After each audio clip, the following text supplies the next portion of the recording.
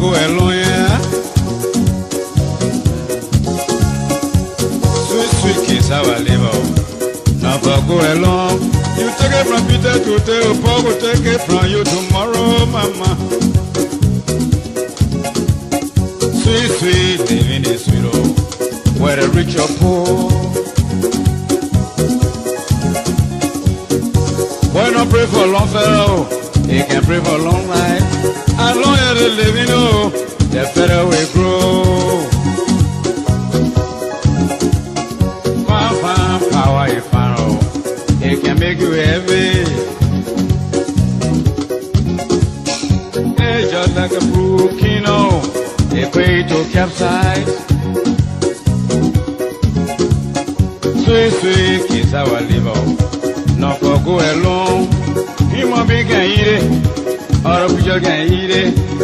Kiss our liver, kiss our liver, oh, sweet kiss our liver. Not for go alone.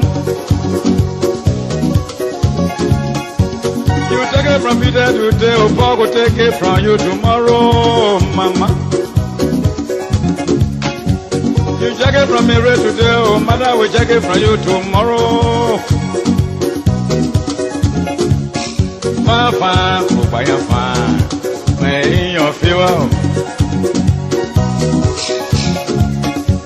Well, people do to you, you will to cry. Has enough for one person, oh, it's a matter of time. Our time is a lesson, yeah, brother, this I had. Sweet, sweet kiss our liver, not for go alone, mama. Human being can eat it, oh, the deer can eat it. Ah, kiss our liver.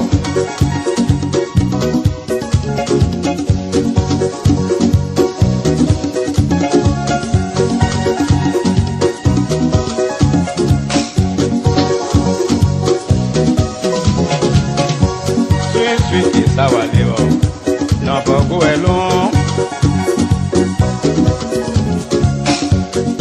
Human beings can eat it, or a creature eat it too. Sweet, sweet, living is sweet, oh, whether rich or poor.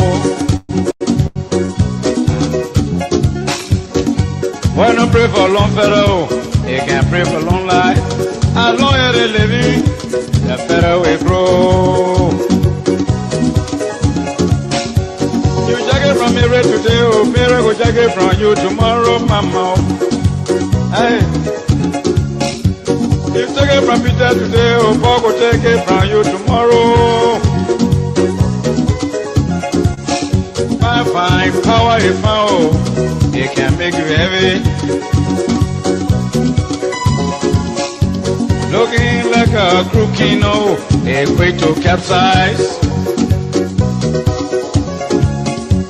Ah, Kesavalia, Kesavalia, ah, Kesavalia, mama, don't for go alone. Why not pray for long fellow? He always pray for long life. As long as they living, the better we grow, my people. Sweet, sweet kiss our liver, not for go alone. That's enough for one person, oh, it's a matter of time, papa. Our time is a lesson, yeah, brother, this I had. I'm about the way, never where my way gone. Be be your woe. I'm about the way, papa, yeah.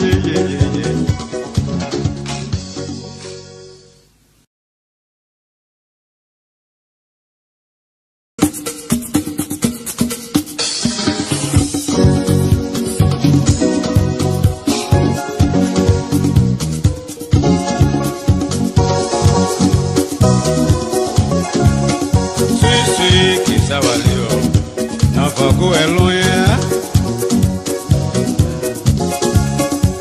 Sweet, sweet kiss our liver, Now for go along.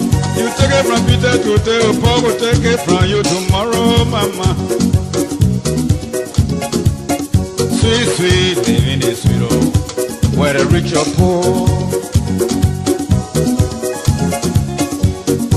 Boy, don't pray for long fellow, he can pray for long life. As long as they live, you know, the better we grow. Fine, power is fine, oh, it can make you heavy. It's just like a brook, you know, they pray to capsize. Sweet, sweet, kiss our liver. Not for go alone. He won't be can eat it. Or a picture can eat it. Kiss our liver. Kiss our liver. Oh, sweet, kiss our liver. Not for go alone. You take it from Peter today, or Paul will take it from you tomorrow, mama. You take it from me right today, or mother will take it from you tomorrow. Fine, fine, go by your fine. May in your favor. Well, sweet, sweet, kiss our little. Now for go alone, yeah. And so, good evening, folks. I would like to say welcome to the Heat Tower here this evening on BKS Television. We are relay on Voice of BKS in Mutual Town. We are also live on Facebook and YouTube at BKS Television or BKS TV Liberia. Again, folks, if you just joined, I would like to say welcome to the show here this evening. It's going to be a fascinating discussion here today.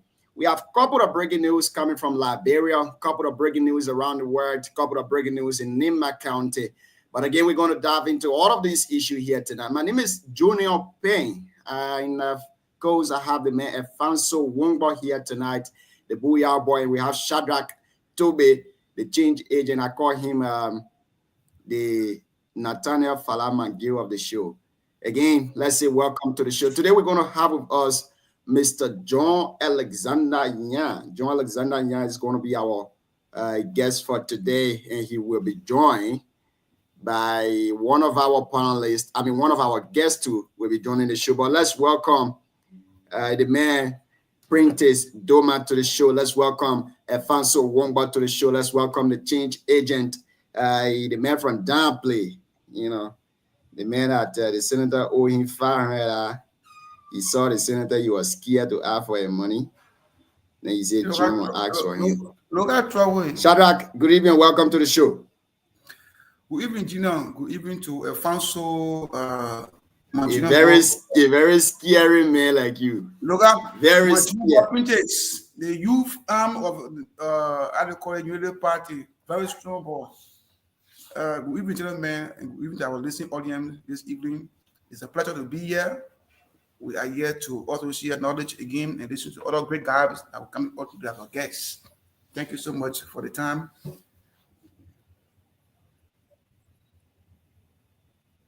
So, Ms. Alexander, I know you're in the back. Please, just before we bring you on, please go on your Facebook page and share the show to your followers. Let them join us here tonight. Invite them to follow and like our page too as well. Efanso, welcome to the show. Before we go to you, Efanso, our guest today is Mr. John Alexander Yan. He's the co-chair of the Civil Society Council of Liberia, and he will be joined by Mr. Eddie D. Jawolo, the executive director of NEMO Partners for Democratic Development. And our discussion today will solely center around civic and voter education. We'll also discuss about election observation and also local governance act in Liberia. We'll be discussing all of those things on the platform here today. Efanso, welcome to the show. But again, the government of Liberia is contemplating on issuing lessons, permit to churches in Liberia. A very, very brilliant idea by the government. I know a friend of mine, he said God calls him, but I believe he called himself. So I think and our fees must be very exorbitant. It shouldn't be something around 5,000. I know churches that collect close to 50,000 The Sunday, every Sunday, I know churches like that. And I could join our tax force. If you not pay, we close you down. We are not closing the house of God, but we are trying to generate revenue for the country. Efanso, welcome. Oh yeah, it's a pleasure being here. Thank you very much, John, for welcoming me. I want to say thanks to my brother Prentice Toma for appearing every time. Taking your Efanso, I think busy you need to schedule. work on your network. It's kind of bad. Oh wow. Okay. Efanso, please work on your network. It's really, really bad. We're not getting you. Prentice, let's welcome you. Yeah, Junior, let me say good evening again. I know. I think the area that I walk home, you always welcome Efanso, me you us in every time we are Minnesota together. or you just a rock place up here? It's okay now. It's okay now. John? Gentlemen, I'm not hearing you guys. Something is wrong somewhere. Prentice, Why you not getting me? Efanso. I think the problem for your end, Gio. Okay, you are okay now. Yeah, I'm okay. So that was who has seen on the Prentice, line can of my you man? try and see? We have a lone I female see with my us here man on the today. line. Lorena Donke is one of our panelists here. She's joining Yo, us man. here today in the discussion. Good evening, sis My man. Lorena, and welcome to the show. It's good I get my man here with me. Man, Lorena. Comrade, I think all of your network giving problem. Everybody's sticking. DK, Prentice, You got problem. How everybody's thinking when Efanso, can you try? I don't know whether it's only everybody moving at my end. Okay, me go and come back. I don't know. No, but Alfonso, I hear Yeah, you. But that meant Y'all sound hearing like me? a problem. Yes. And just embarrass you. Y'all hearing me? But DK, we hearing you. DK, we That hearing man you. just dis. Okay, That man just want to destroy my Minnesota network. But Efanso, take yeah, care. you got. Let me grab him and rejoin. Okay, do that. So yeah. Doma and your mother here. If Doma and your mother here, then you have to drop. We can't have mother and son on the show. A conflict of interest. Thank God. Thank God. Doma, you bring yourself out. Thank God. No, but my man, y'all want me to deny my man? You see, now if your man was the guest now, I don't think you're going to ask us no kind of tricky question. No, but sometimes I can get anything your man So says, General anything your man says, Alfonso, then you agree. Sometimes I get Alfonso, I want us to take the question serious. I want all of us on the show. See how we think. Where are you currently?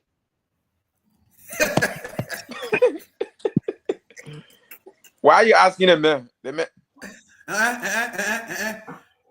What's the rationale behind the I question? said what? No, that's not the main location. What is the issue?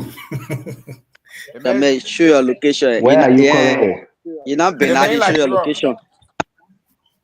Pretend no, say Lorena no. They Prince picking. I think we have to drop in, send her mother here to avoid conflict of interest. You got my son on the show, that conflict of interest. Let me worry back. But the man said, "Now you make it comment." No problem. When the guests come, I can do my man. Yeah, go at the back. Mama, like your own son over there. Obviously, 100%. Oh, let's see right here. Okay, then can you leave or your son leave? We can't have two family people here. It's conflict of interest. That is against our policy here. I'm a special guest. Families invited by the CEO, Mr. Avin Shaka. All right. And my son. No, hold on. If Avin invited you on this show, then a different show. I may have no control over this show. If you repeat, I will put you in the back. Then a different show. How did I get a link? We have a whole lot of hacker. We have a whole lot of hacker that. Yeah, but when DK, we are taking it personal to do. So, Very That just personal. because I commented on DK post that it's more like a problem, and then they storm me. That all make oh, I see. You have to be careful. I see. yeah, that's storm me very. And they Anyway, storm me debate me. anyway, You know, thank you, I will not respond. I will not respond to you until Marvel's in here. When Marvel's in here, I will pull you on in Sierra Leone and just Sorry. mention Berete. Yeah, I just mention Berete. Then I'll be quiet. Ah, But Berete, I Berete, all love me go now. Berete, Berete, I I all just love me one go. wall. Anyway, thank you very much, gentlemen. Thank you. That you were asking me. I mean, yeah, I think we expect today's show to be a good show. And welcome to the show, Lorena. Don't care. Tell us what's on your mind. Thank you. Good evening to all of you. What's on my mind is the issue that is trending that has to do with the hike in prices at JFK, especially the maternity hospital. I think it's concerning. And then this evening, I was listening to the news on ERPC, and the announcer said, the government said, and whatever that is trending on Facebook is not true. So I'm wondering which government he was talking about, whether it was a rescue government that I supported, or it was some government in one movie he was talking about, because that is deception, because I know the story is truth. Because prior to it coming on Facebook, our association already knew it and we've been talking about it, the Liberian Midwives Association. Okay. So for them to say the government say, I'm wondering if somebody is sitting somewhere, you see one journalist to frame and say the government instead of saying, oh, this person said. So that's what on my mind. I mean, last night I went to bed very broken, very, very frustrated when I heard one. So Thank that's you. on my mind. Other than that, Thank you. Liberia is okay, Liberia is good. Liberia is a country. They use farm Liberian that about fresh tomatoes, so Liberia is very good. Okay, thank you very much. Thank you for your expression. John, you okay now? Can we get you clear now? Are you getting us? Okay. Maybe the problem was from your side. Thank you. You can Yeah, take a show. let me speak and see. You getting me? Yeah, we're I'm getting getting you. you guys. You getting me? Yeah. It's okay. We're getting you. Yeah.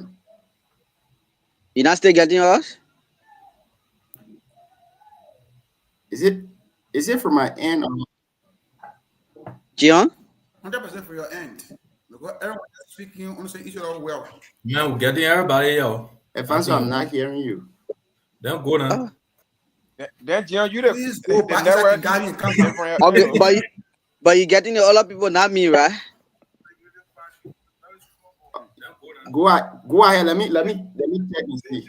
All right. Thank you. Let's get to you to tell us what on your mind. Siawete, welcome to the show. So Yeah, before Siawete come in, Siawete, hold on. Gion is off and on. You need to be checking at the back for our guests. Were you guys able to send them the link? Yeah, I'm seeing Eddie at the back. I'm seeing Ellis. I Okay, mean John so somebody Ellis. need John Ellis is also at the back. It who is is John Ellis? John. Is that Nya? yeah.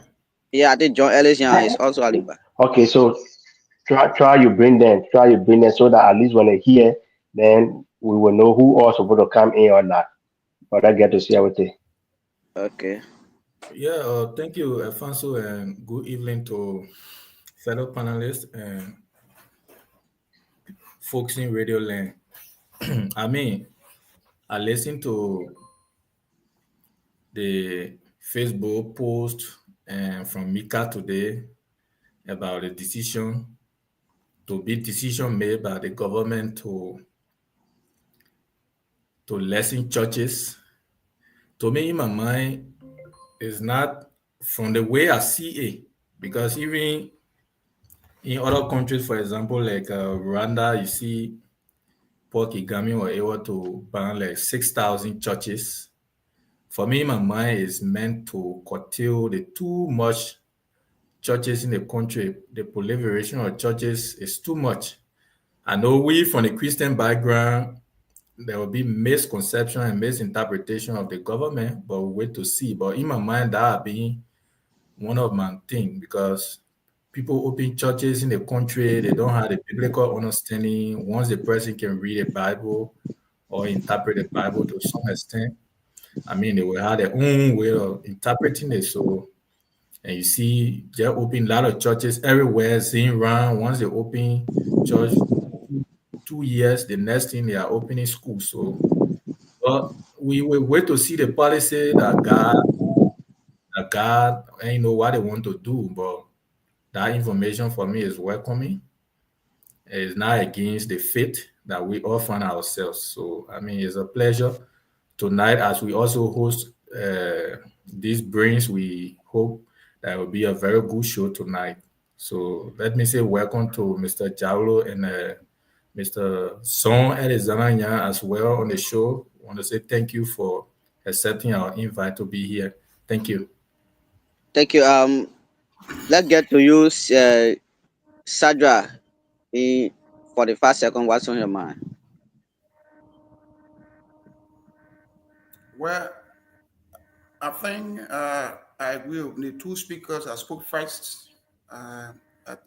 It's a good decision by the government to regulate churches. So we don't want Christians to understand differently that the government is against Christianity. It's not the case. Every society there should be a regulations to bring about some governance so that people follow. Everywhere community, you open churches, was sometimes even some vicinity that you don't have to open church because of the working environment whatsoever. People open church and no one will speak against because they say that God issue, that God business. So I think it's good. Government should also go beyond by giving people where to build churches and whatsoever. Thank you. I agree with the idea. It's a good idea. Thank you. Thank you very much. Printers, in 45 seconds before we can get to our guest. Okay, thank you, Alfonso, and let me say good evening to Mr. Jaulo and Mr. Yan.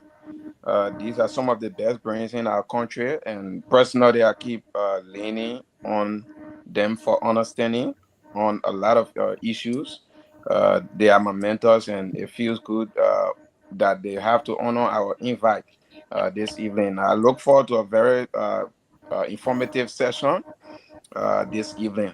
And I think, like everybody said, my own personal opinion has been the proliferation of churches in our country.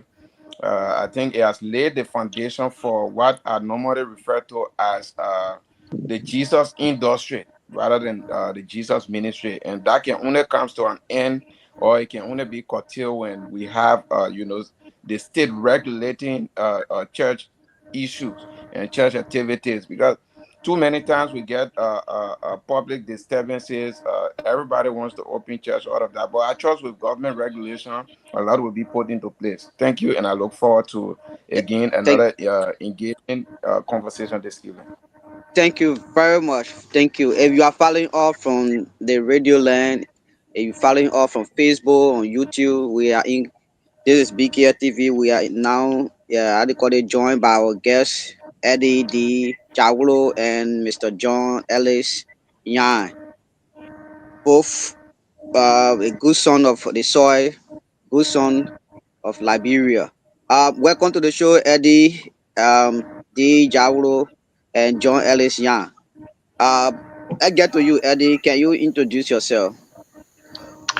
So thank you so much, Alfonso, and thank you to the team for the opportunity. My name is Eddie Jaulo. I'm a civil society leader, and I also am a social activist. Thank you. John? Yes, thank you so much for having me here. And let me say big thanks to the leadership of this platform. It's a good opportunity. This John Alexander Yan Jr., the civil society leader, is a privilege. Thank you. Thank you very much. They're both person that civil society people, and so we're gonna be discussing every societal issues here today, and we want you to share the show to all of your fans and supporters, and so that everybody can get a message across. John, you okay now, John? You getting yours? Yes, I didn't have any problem in getting you. Okay, I'm asking for John now, the host. John, are you Okay. getting yours?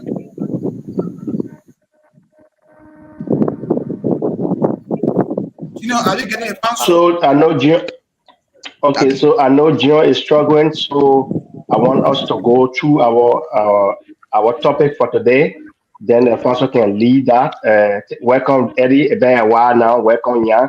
I know the two guys very well. So Eddie is a Thank very you. good personal friend to me. So today before our host and all the panel they can lead us through, we have uh, topic that we are lined up for you guys to answer for us and our audience.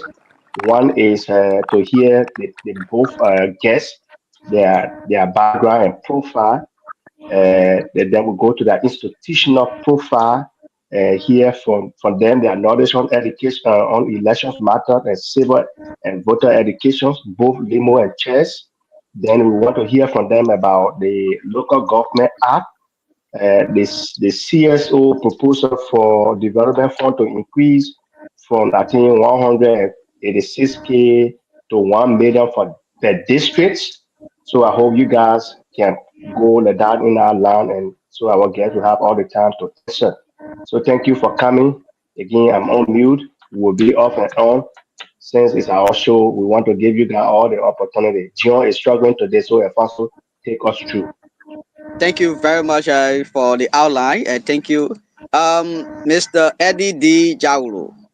You come from a civil society background. We want your profile. We want to know who is Eddie Jaulo. Just for people just knowing your name. So yes, I'm Eddie Javolo. I'm civil society leader. I run the Nemo Partners for Democratic Development that I founded 21 years ago to be able to help promote democratic governance and political accountability in Liberia. I'm also a governance expert, leadership development professional, and an election expert. I currently serve as a long-term observer for ECOWAS.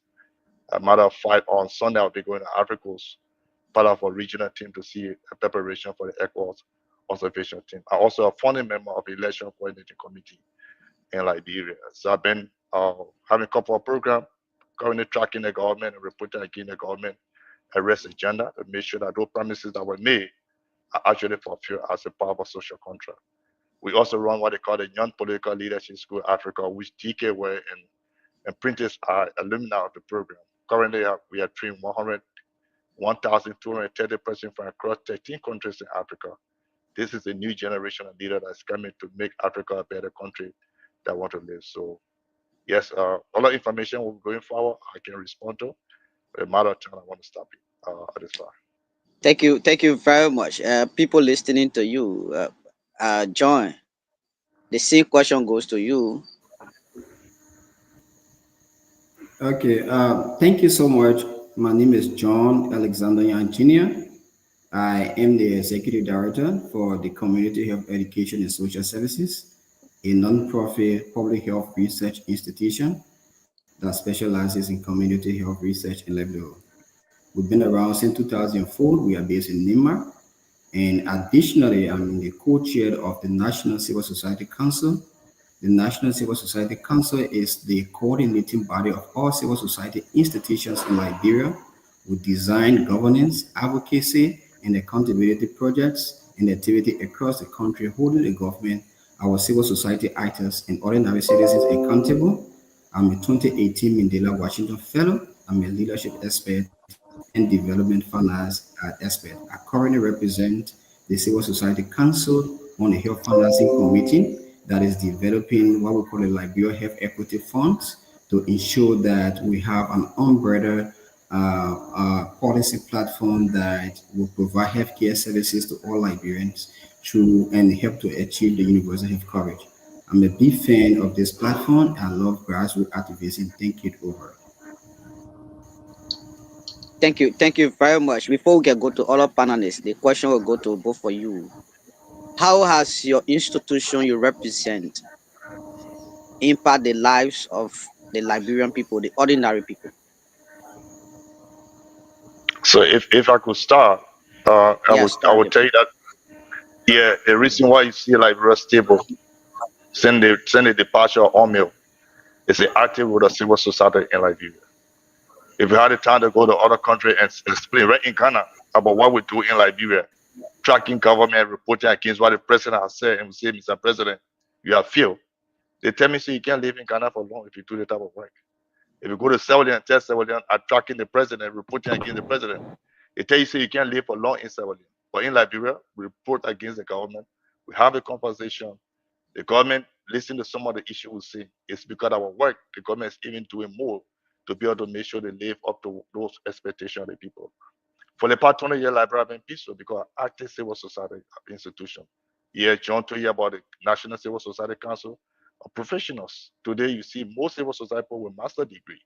Now that we can work in the government, but we have the experience, the qualification to tell any minister you're lying, or tell any minister what you say is not true because we have the experience, we have the education, we have the knowledge.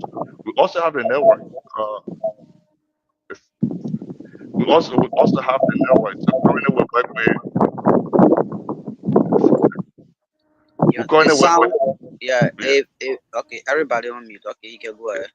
We currently work with the Ministry of Internal Affairs, going across the 15 county, training people who are county administrators because we realize that the county council and the county administrator are very new. It never happened in Liberia for more than 175 or 76 years. So we are not doing capacity building to help local government to be that foundation for the democracy that we want. We want to make sure democratic dividend is guaranteed, to have a government is accountable, that is sustainable, that is responsive to the need of the people. And with the Young Political Leadership School Africa, we have changed the narrative, the brain that Liberia can make it better. I have a lot of offer to take the program to Nigeria, to Sierra Leone. They're willing to give me money. I said, I will keep it in Liberia, make it Liberia. Today, 7 junior ministers in the government are graduated in Young Political Leadership School. All the political parties in Liberia, the young people have been trained. We now have what they call the democracy school, where we take young people from political parties, from university, to build a new generation. Today, Alfonso, when they appoint you as Minister of Finance, only because you have a master's degree in finance, but you don't have the leadership skills.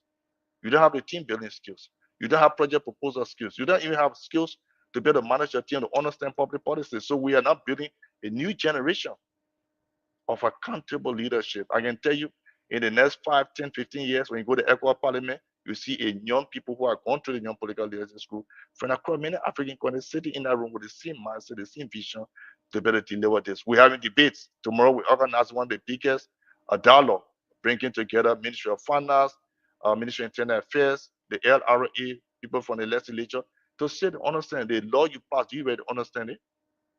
No. We see that most of the freshman lawmakers are picking us on they have no idea about. So we are not seeing how to do dialogue to find a solution.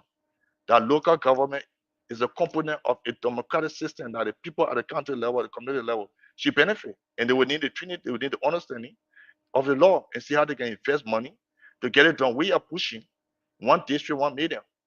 We feel that the national budget, do you know how much go to each of the country? 186,000. Can it develop most of the country? No. Nima is lucky. Nima is getting about 1.9 million because Saramenta, besides Nima and Grand Baza County are receiving 186,000 per year. What do you do? Renovating, So building so bridge. so Eddie, you taking our last meat. That's the last Okay, portion of the okay, talking point. So don't take our okay, last. We already enjoying you. Don't dish your all the food at this time. okay. So far, so good. I can tell you that civil society contribution in Liberia have really put the government foot on the fire, and they are gradually delivering. And I can guarantee, on the path, there will be a new Liberia coming very soon. I can So guarantee. how do you grade your relationship with the government? Do you think the government is proactive? Do you think they are corresponding with everything you want them to do? I tell you, for the first year when we reported against the president, 100 days, it was tough. They came after me, but I was consistent what I'm doing. Before the first year ended, we wrote from the president office all the way down, reading the ministry, agencies, the commission, including the president office. They are responding. So I get in like 2 weeks. Can you tell me what you are done with these promises? The president promised to do this for agriculture. Agriculture minister, can you give me this? I tell you, Alfonso, they will respond. In fact, they're sending me the POQ, sending me receipts, sending me contract. And if they later will tell me, Eddie, I beg you, can you give me another 1 week? Can you give me another 4 days? This wasn't happening before. But they realized that the report we're releasing is making the people to go after the government. So the government had to respond to our report because our report is credible and they're very responsive, to tell you the truth. Very, very responsive. Thank you very much. The similar question coming to John, the first one. John, can I repeat the first one you stated? Yes, John, you can repeat. Yeah, John, just your repeat the background. question. Hello? Okay, yeah. I was just thinking about John background. I think going back. I was just asking, how as your institution you representing here, impact the lives of the Liberian people, the ordinary Liberian people? Chess Liberia, based in Myanmar, is a household public health institution that has worked with the government and partnered to strengthen access to good health and well-being by supporting different community health programs in disease surveillance, emergency preparedness, and strengthening healthcare systems across the country. Most recently, we were contracted and we assessed up to 134 health facilities across the country on the FARA grant that tend to strengthen public health response and ensure service delivery for Liberians.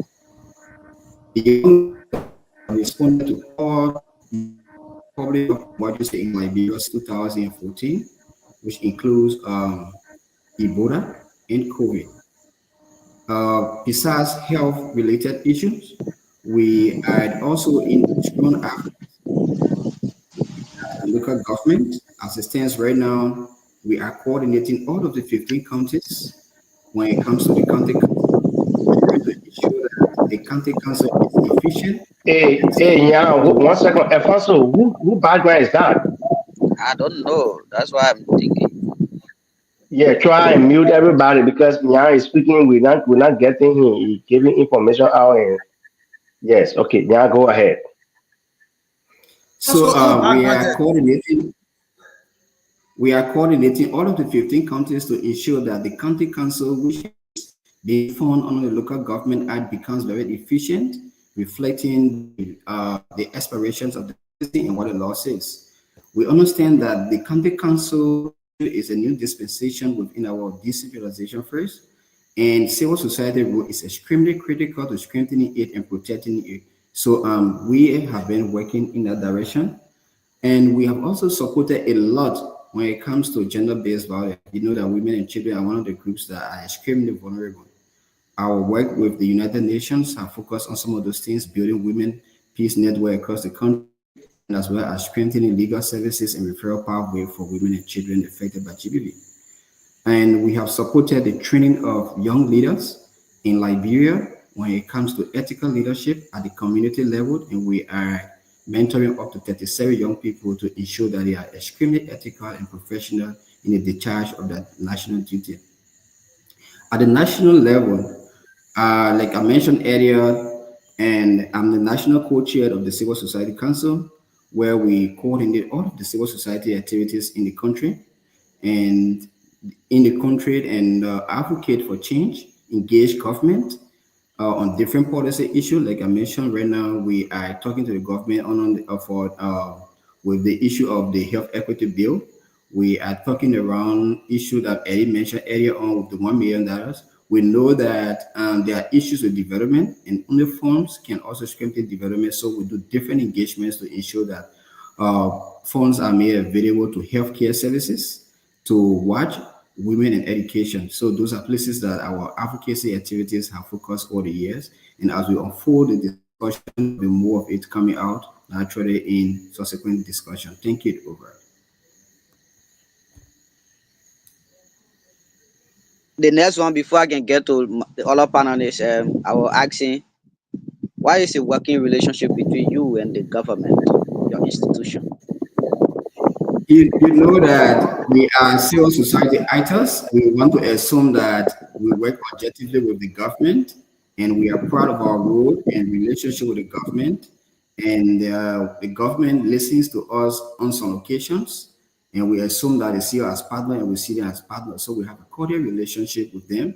And when it comes to share priority issue, we work together to have them done. When it comes to issue that we must take some very objective stand, we do that. And sometimes these things don't impress a lot of persons into politics, but that's the role of civil society, and we are glad that we can play that role objectively as we move on. Thank you. Thank you. As you can see, we have so many guys on the panelist list, and they will be asking you questions. So before you can answer that question, you can add this one to it and answer all of them questions that I want to know your source of income as an institution. So you can answer it when they ask you their question. You can just add it to it. Let's get to you, Lorena. Lorena Donke. I mean, sorry for the mispronunciation of your name. Ask your two questions. Everybody going to ask two questions. I'll give you 1 minute to ask your two questions. Alfonso, hold on. Lorena, I know you are coming. I don't want us to miss track so that our guests can be on point. We are done with the guest background. We are done with their institution profile. So the next thing we are on now is election matter, civil and voter education. So our question should be tailored around that. So Lorena, you get that right? Okay. Okay. Mhm. Yes. Okay. Okay. Once again, good evening and welcome to Eddie and Alexander. Yeah.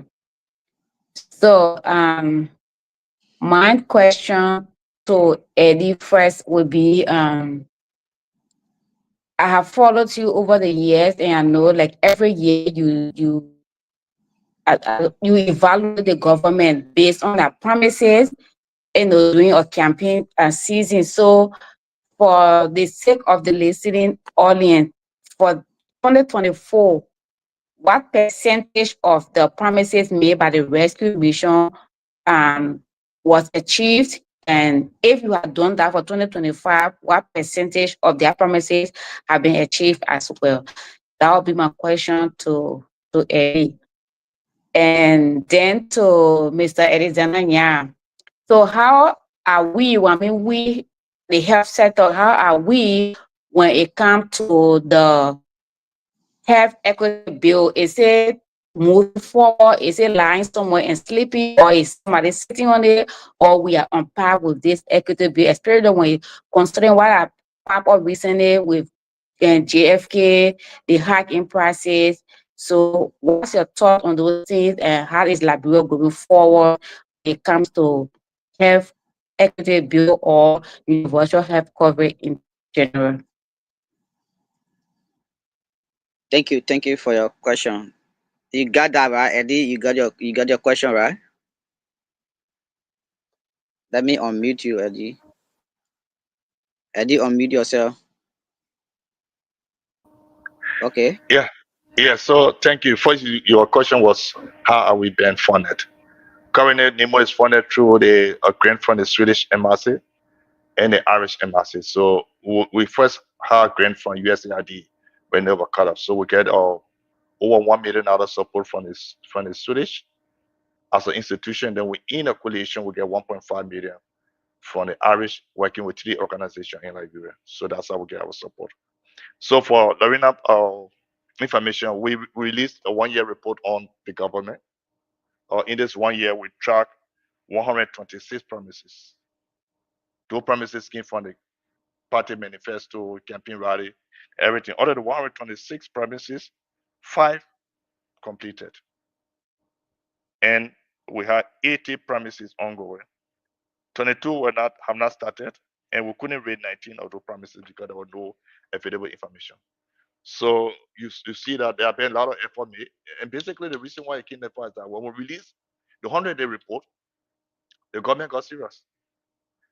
And the government is responsible. Like I said, if we write the Ministry of Education and say, can you share with us a performance report on what the government promised to do?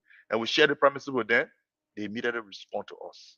Before it was not happening, so it was difficult to know exactly what the government is doing.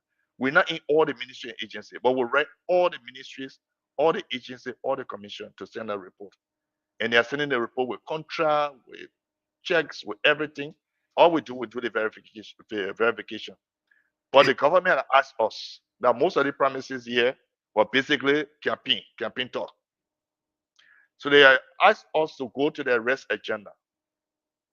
That the arrest agenda is the actual development plan. Because some of the things they were saying in election time, they were just to get vote. So with the Ministry of Finance and us, we agreed that we are tracking the arrest agenda.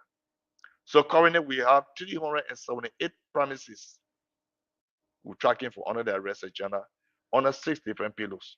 That report will be coming up before the end of the year.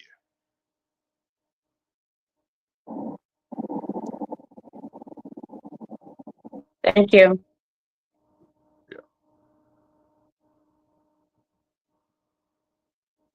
Thank you.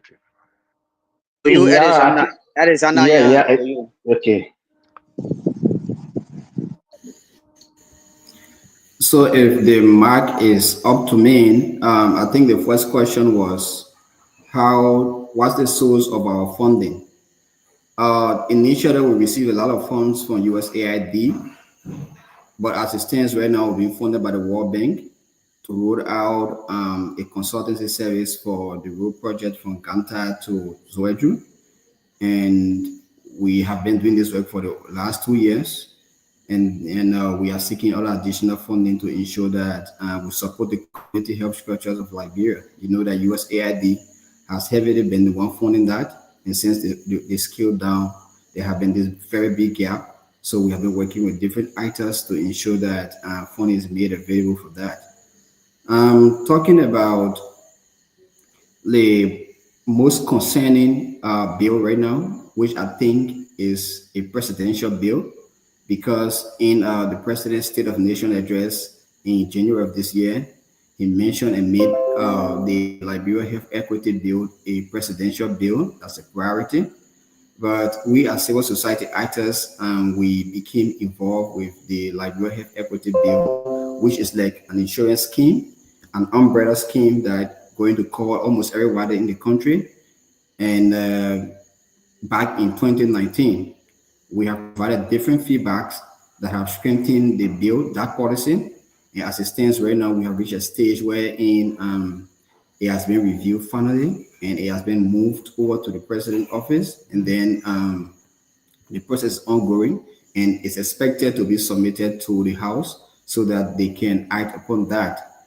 And once it's done, what is expected is that you are going to be covered. Each citizen will now pay certain amount, maybe $1 or $2 at the minimum, to be covered by that scheme. But that scheme is going to be managed by what we call the HEAL, that is the Health Equity Authority of Liberia. It's going to operate like the way you have the road fund. You understand? But the fund raised from there will be solely directed toward health.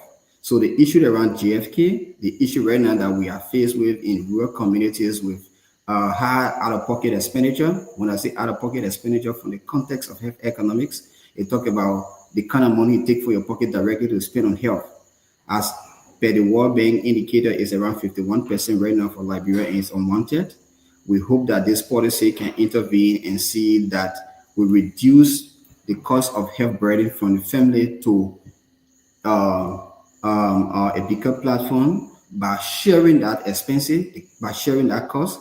So that is what the policy seeks to achieve. It's a very good policy. If I ever work on something that I should be extremely proud of, is that policy.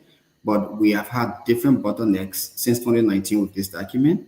But the place it has reached, given the strong political will, we are getting extremely confident that if this is passed into law and the authority that is the HEAL, the Health Equity Authority of Liberia, is established to manage this fund and roll out in a more transparent and organized way, we hope as a country we will cut down too many burden on us when it comes to health policy or cost. Thank you. So that is where we are right now with the HEAL bill. Thank you, over. Thank you very much for your splendid, explanation and responses. Eddie.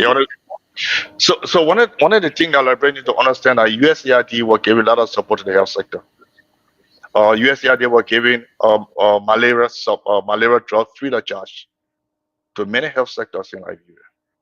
I know the issue about the under 5 issue that are coming with JFK, but also a policy that USAID was supporting. But disappointingly, the government is not telling the people the truth. Because USAID pull up and they take huge money from the area. They're not supplying drugs. They're not providing support to the health center. The government had to generate the revenue. So why is the government not telling people exactly the shortage and how they can cover up? That's the main issues. USAID were doing, and yeah, others will say that they supported free medication for TB. They supported people with HIV/AIDS. They supported people with malaria medicine free of charge, and they gave support to the different. They took all the money up and terminated their contract in Liberia. So how do the government manage it with a gap? So to get that money, you have to make sure that people start paying. That's the communication the government is not giving to the people.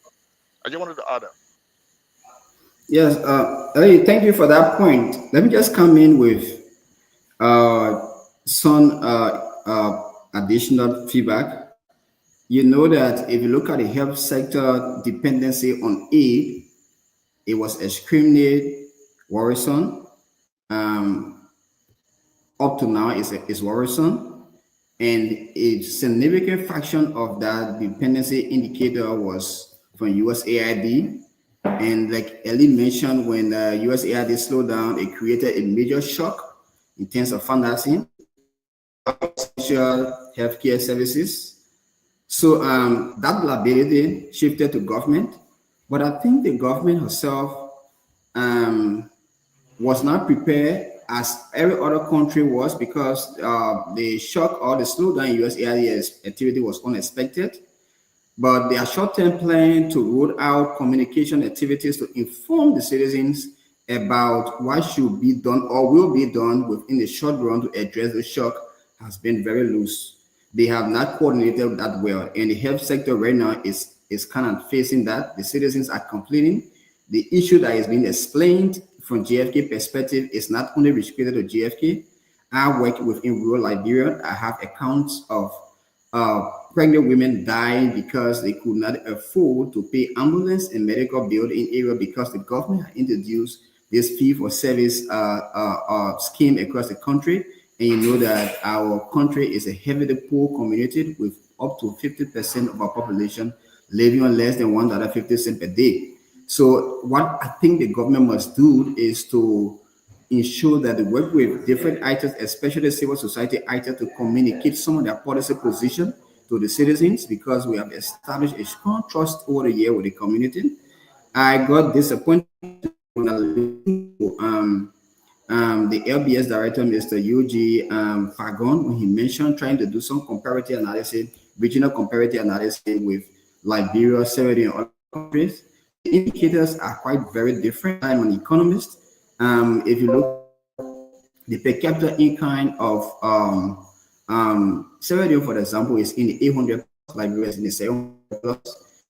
You got pocket expenditure on health in Liberia or anywhere, Liberia is still below the stratum.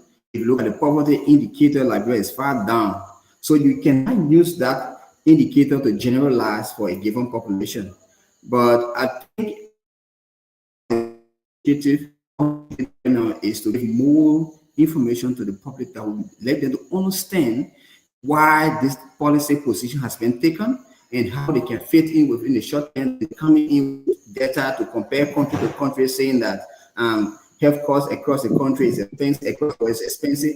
I'd agree that that is the case, but I know that we all have signed up to ensure the welfare of our populace, and we communicate. I just want to make this point. As we move on, we will come up with different inputs. And thank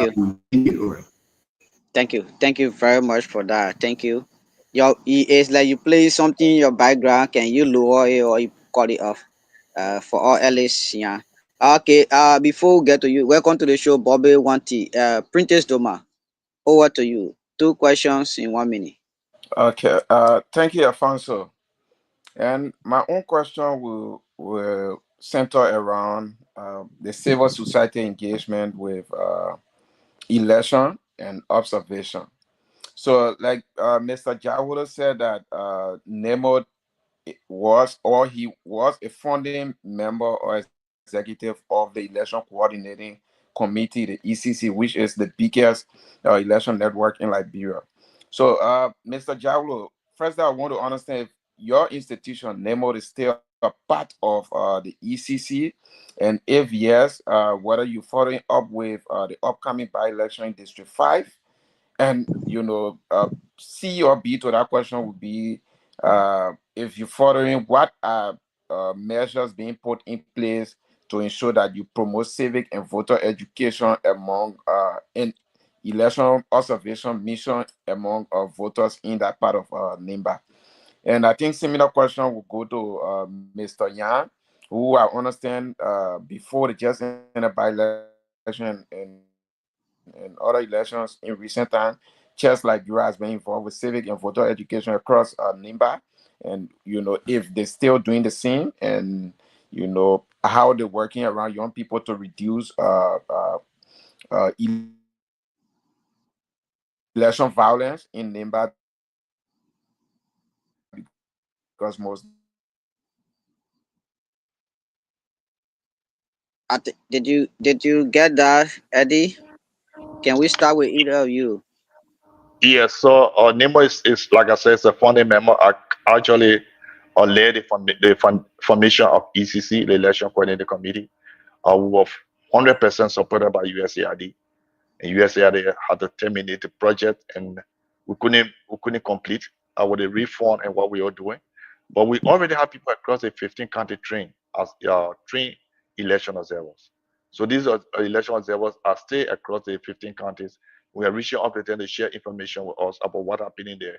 What we are still trying to see if we can find another support to deploy observer at some of the hotspot in the district. But like USAID leaving is a major problem, and most of the project we're running as NEMO is don't directly support the election observation and election work. So that's the big challenge here. But to speak a little bit about election based on our expertise is that election is an opportunity to get the best to represent you. As civil society leader, we need more reformer. We need more people in the legislature that will go there and stand for that change that we need through different laws and different policies and different programs. Strong oversight. But like President Pope, the only thing that now working is this system not working for the people.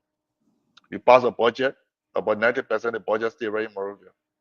Our district commissioner making $88 US. One lawmaker making a $3,000 per month for gasoline.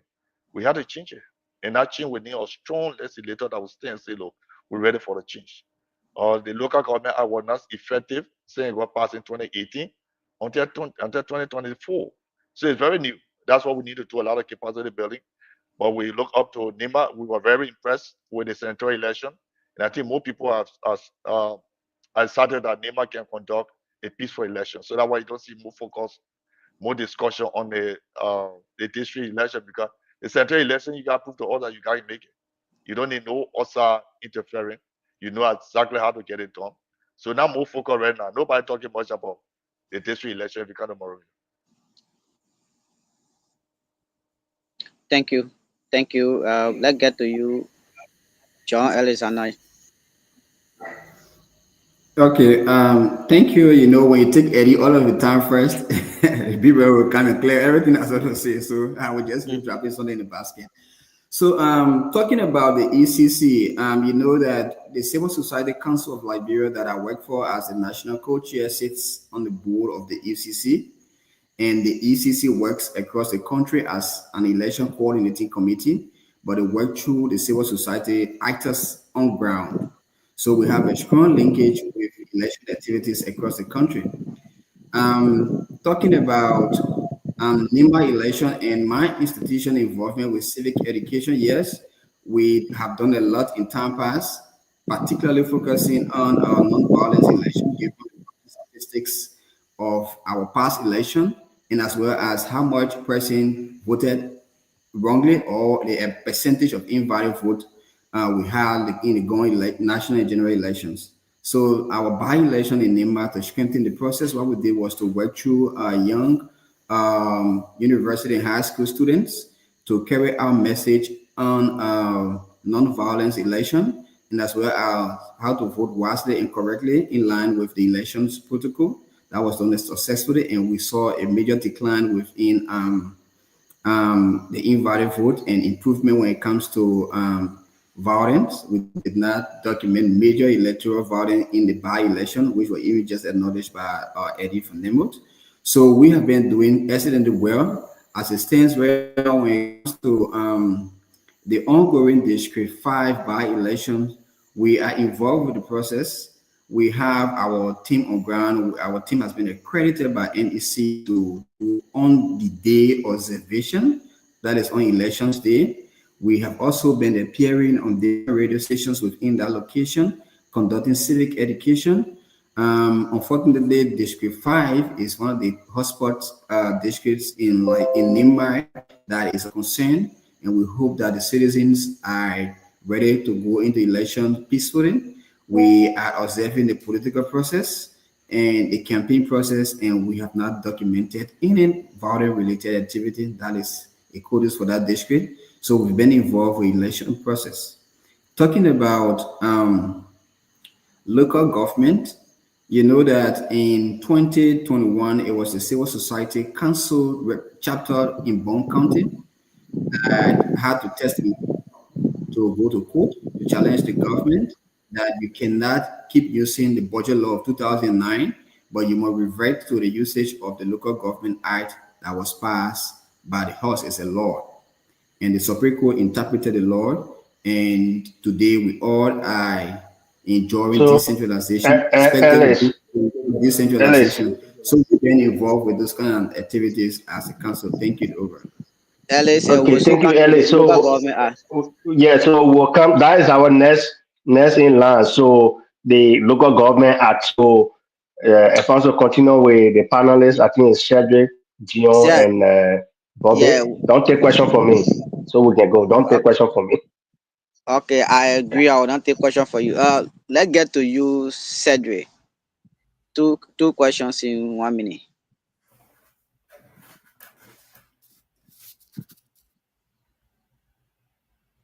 On mute. Sorry, thank you. Thank you so much. No, we getting the feedback. Sorry, we getting a feedback from you. So everybody, please mute. Everybody mute. I have nothing playing yet. Am I clear now? Okay. So thanks to Brother Eddie and Brother John for the brilliant adequate explanations and also for the commitment you guys been carrying on for over the years. I have a question concerning one, you as a civil servant working with the government, Brother Eddie, you have in your possession the promises made by the government by then when the opposition as party, evaluating government and also their performance for the well-being of our citizens. I am concerned about the manner in which our citizens work in our own country, especially in private sector.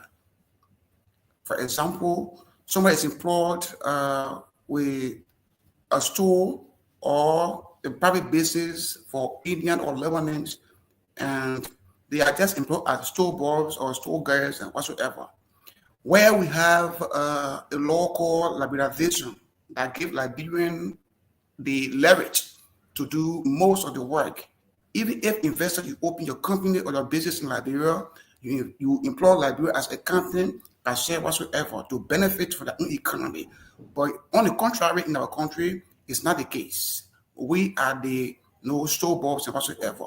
What are you doing as a civil society organization, working along with the government to bring to fruition the law to protect Liberians in our own economy, in our own country? That's my question number one. Question number two, it goes to Brother John. Brother John, you are coordinating every civil society activities across the country with the government. And we have a lot of political protests whatsoever across the country every time. We agree, there is our right as a citizen. But have you put in place negotiation or method by bringing together two parties, the government and opposition, to negotiate between them. Neutralize some of these activity. Maybe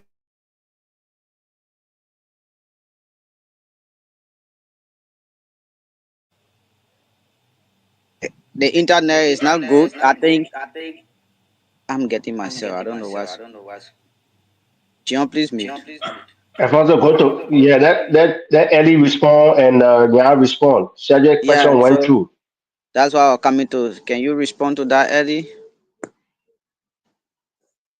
I think Fatih raised a very good point, but it also had to do with our voting behavior in Liberia.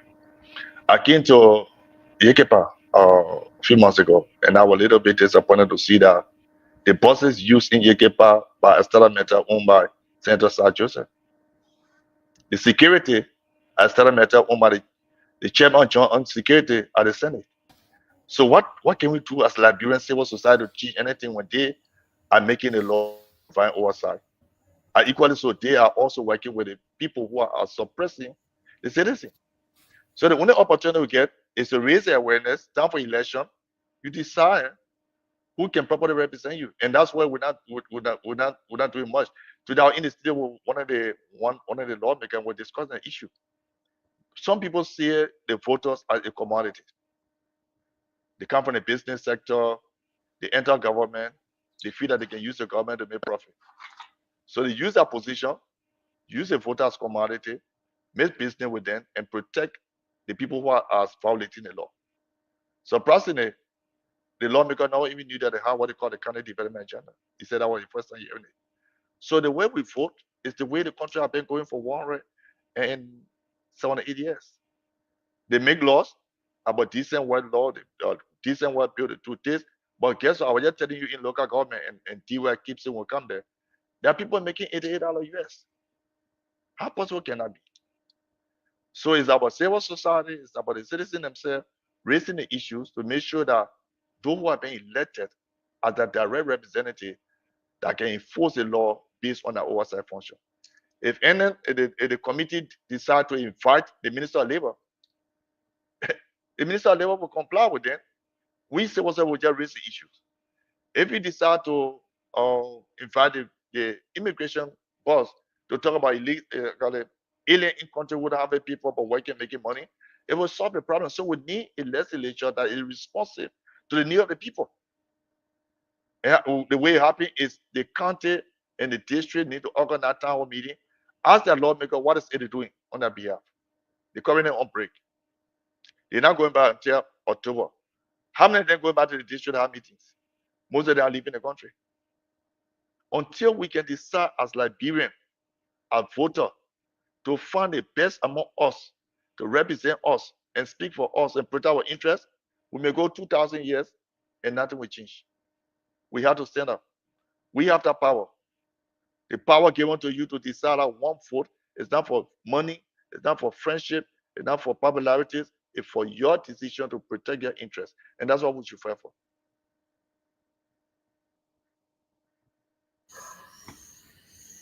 Thank you very much. I think Arizona, did you get your question or you wanted any part to come? So along the way, when Sadra was speaking, I think I had some shock with my internet, but I overheard him talking about labor protests and my role in coordinating protests and dialoguing. And those are the ones that I got, and I hope I can address that. Yeah. So talking about labor-related issue, which is a critical economic issue with some security implications, it has to be handled with very strong care, guided by existing policy. Since SADRAC restricted this to the liberalization policy, which initially set aside 16 businesses, now it has moved to 22 businesses, exclusively to be done by Liberians, which include the sales of home and other businesses. This activity has to be monitored, firstly by the Ministry of Commerce and Labor and other compliance government institutions.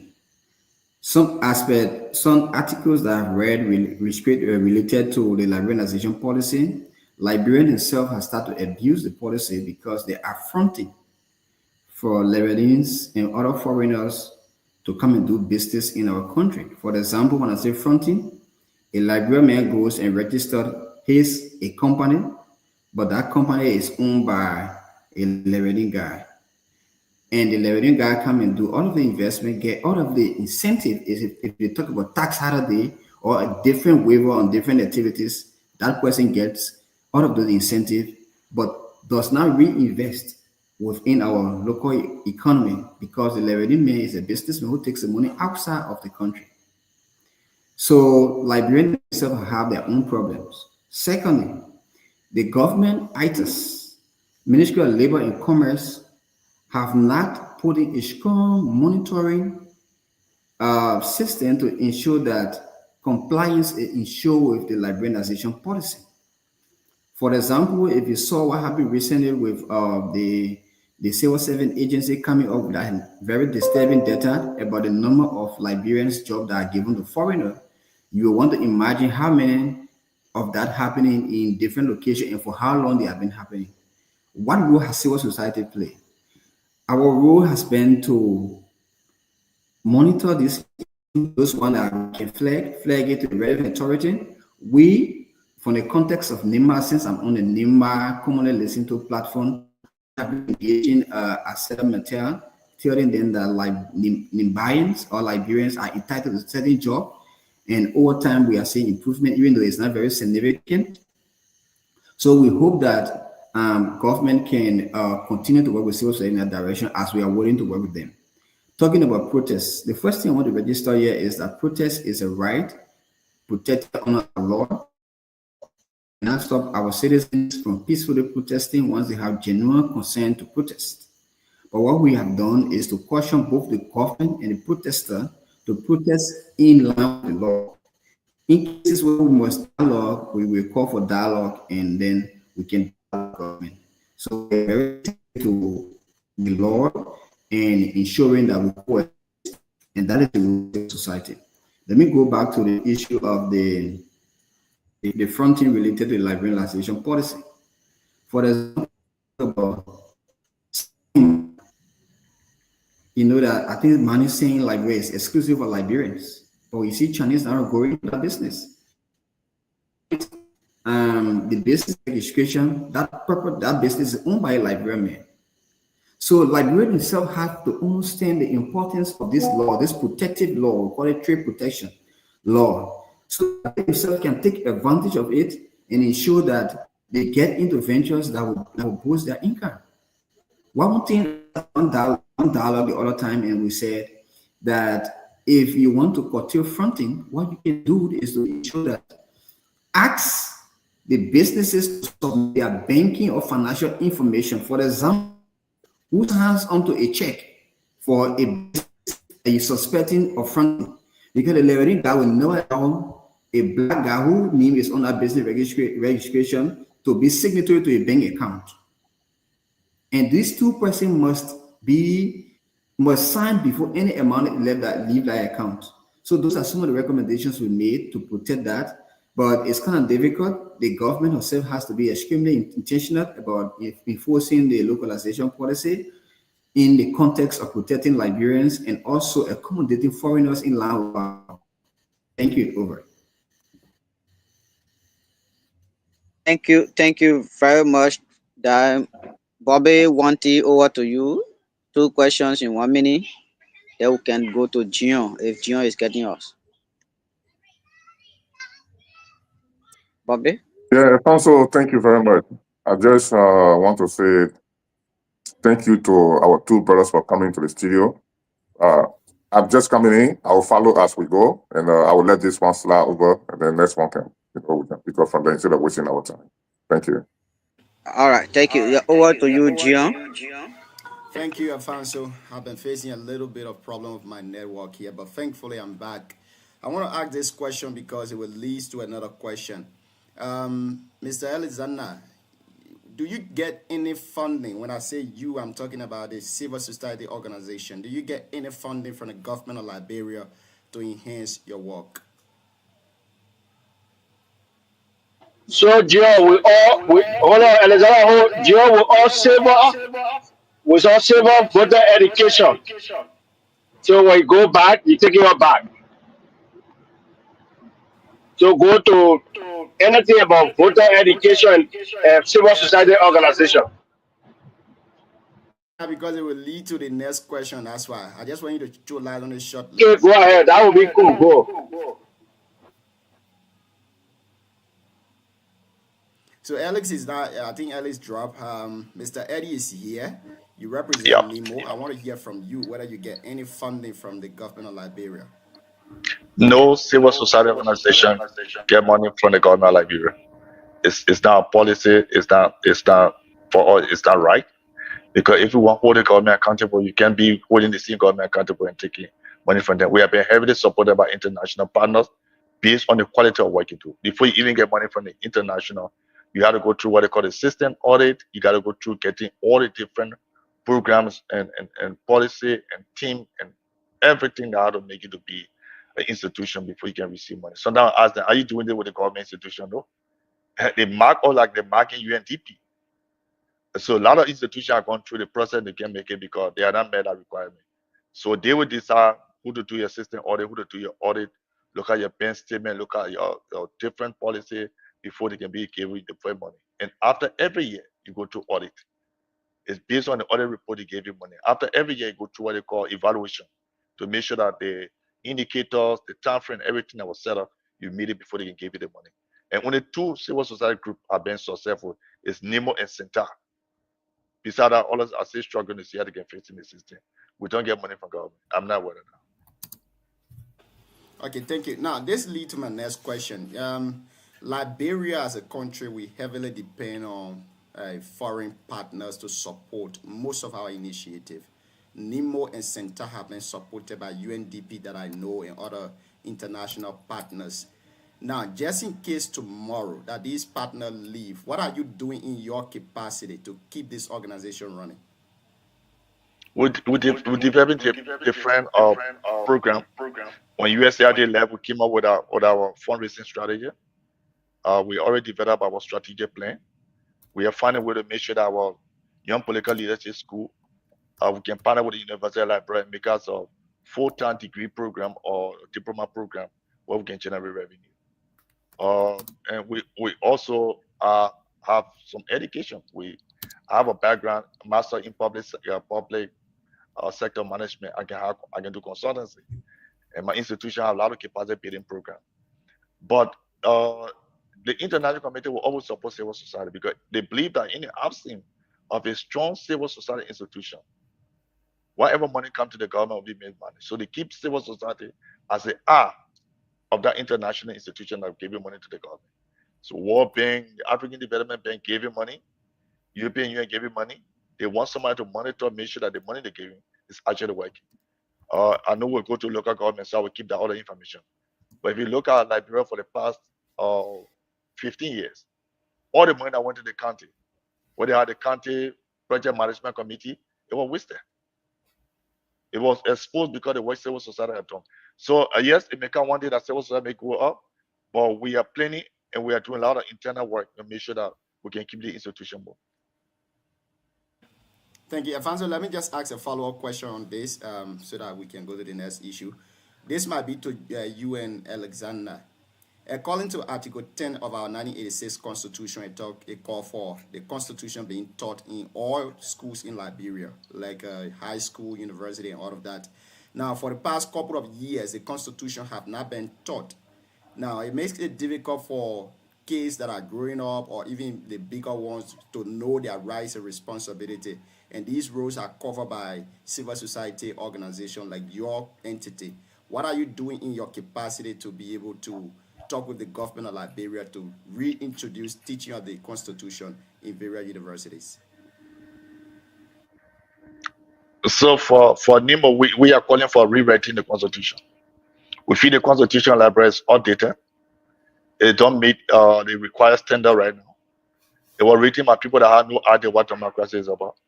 There was no internet, there was no cell phone. There will complete, how do you call it, transition from one party system to a democratic government to be controlled by people who are not democrat. So we are calling for the new constitution. That's the reason why you saw the impasse of the legislature. You saw the fire, because even a lawmaker couldn't understand the constitution of the country. So it brought out to conflict. The building of Brenda. We are advocating for a rewrite of a new constitution that would meet the reality of the day.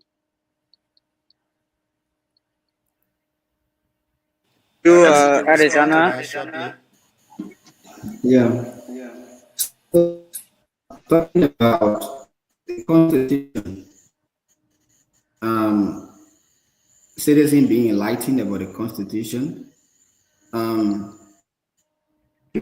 Eddie, that we must rewrite our Constitution because it's long outdated. It does not address the existing reality. But I would want to talk about what can we do in the interim while we are making an attempt to rewrite the Constitution.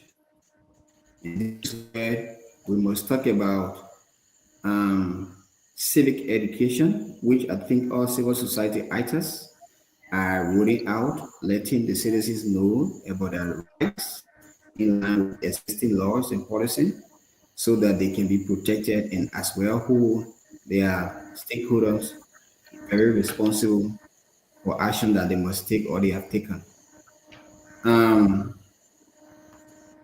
There is a lot more things. There are a lot more things that we can do with the Constitution. When it comes to even the age limit, educational requirements, and different things. I'm not an expert in law also, but those are some of the issues that I think we... Mr. John, I beg you. Yeah.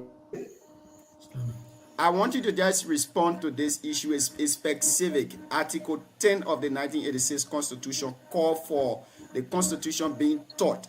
In the meantime, while you are advocating for reform of the Constitution... Oh, okay. I went up and didn't get it. Yeah, that's why. Yeah, so reiterate to you. Yeah, it's an open secret here that even in our high school, our primary schools, civic, which should directly deal with the Constitution, is not being taught. Right now, I still don't understand the logic why it was removed from our curriculum. So it's a big issue. So that undermines the citizen being educated towards their own Constitution. So I think it's going to be a good thing if we can be intentional for amendment to include as well civic education in school. Because if you have that fundamental foundation, when it comes to your Constitution, then you can become a very good citizen, because information is power. And then if you know from the fundamental stage what a citizen right is under the Constitution, what are the rules and responsibility of different actors, that will enforce your decision-making ability. So I agree that we need to reintroduce the Constitution in schools. Well, what I'm still concerned about is whether it has a very strong political will. Thank you. Thank you very much. Siawate, you wasn't here, so we'll give you 1 minute to ask your 2 questions, then we can go to the next point of discussion. Thank you, Junior. Sorry that I've been facing a little problem, but I mean I would beg that the next session I'll be involved. But I just want to ask just a question to the both of them. Liberia now is being faced with a lot of issues in the country. I know the 2 guests, they are highly into research. And I want to know from them, from the civil society perspective, on the most pressing issues, facing our country, Liberia, today. It can be any aspect of our society that requires, solution at this point. That is very key to our well-being. Let's take Elizana Yan today.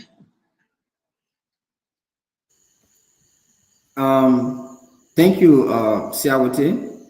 If I got you right, you asked about the most pressing thing that Liberia is faced with. Since our formation as a country, we have been historically reliant on aid. We have been extremely and we are aid dependent. And that has made us very weak when it comes to domestic resource mobilization to finance development projects across the country.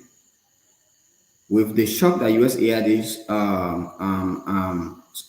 putting up has done, I think the country is extremely challenged with mobilizing the requisite amount of revenue to finance development projects. And to do so, the government needs to adapt and roll out a robust domestic resource mobilization right now from the perspective of trade. But it depends on which sort of trade agreement you.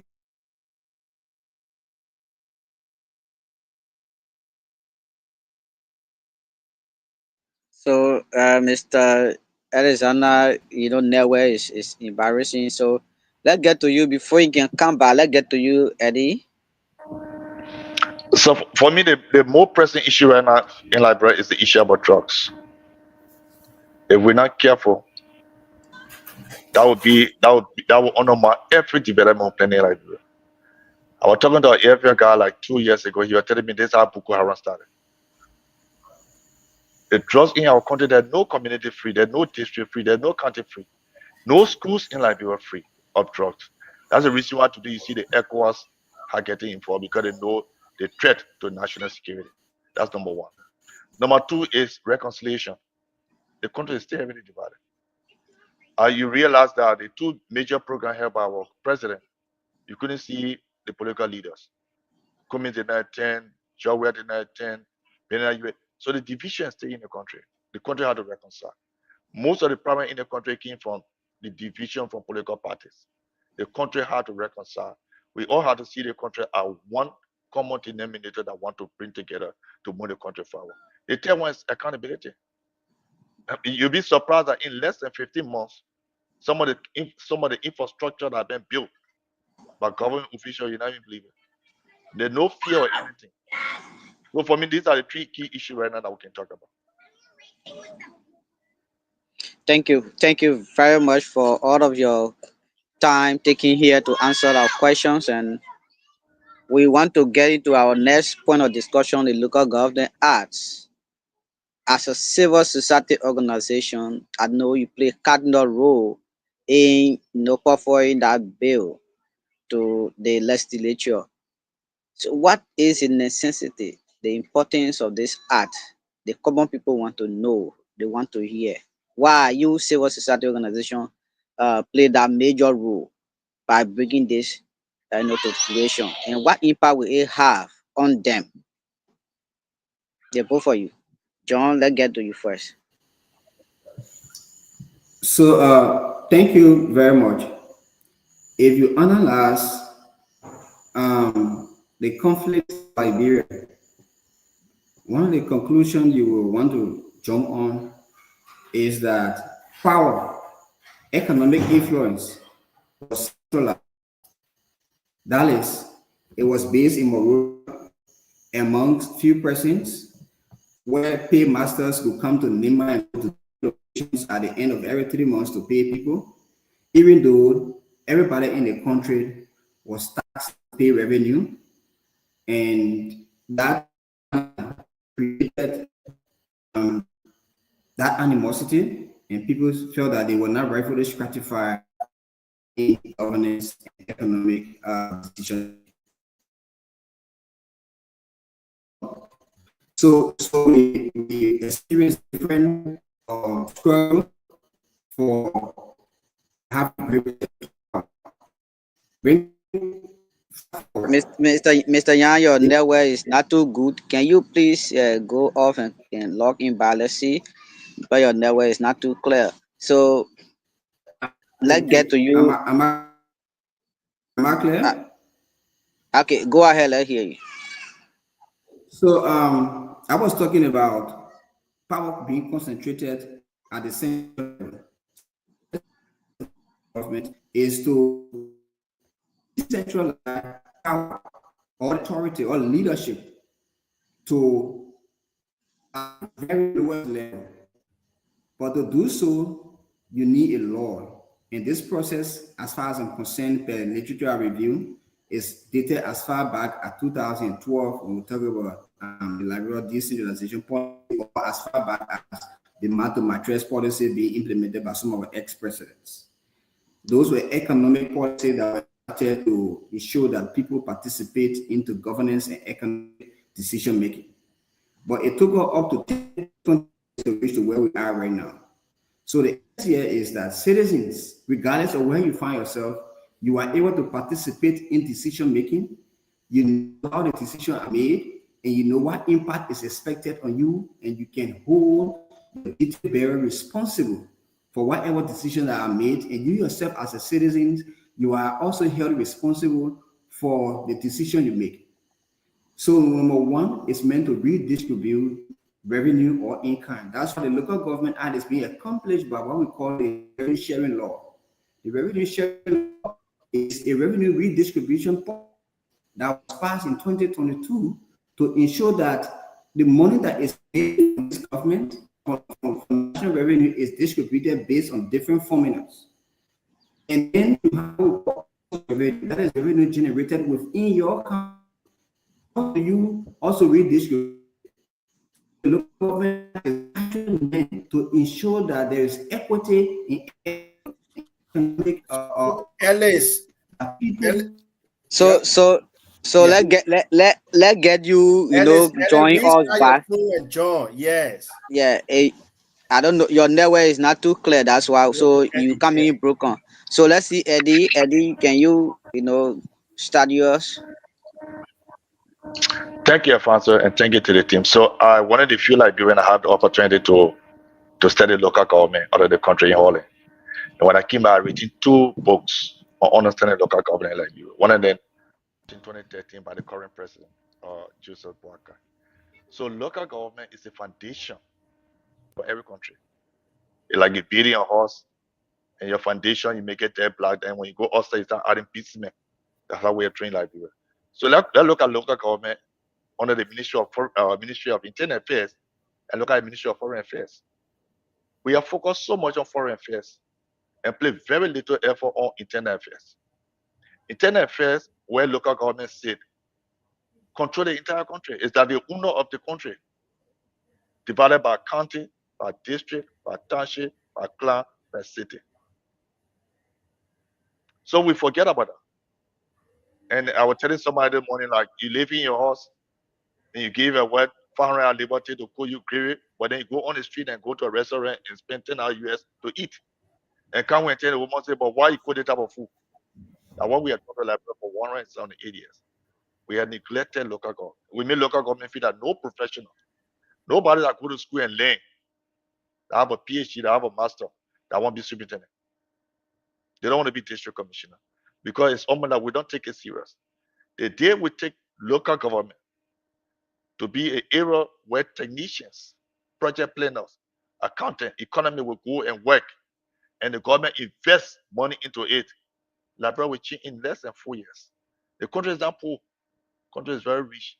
It's just been pulling money because everything in Liberia is in Monrovia. I went to Bento last week. I couldn't even believe that the capital city of most of the country is Bento.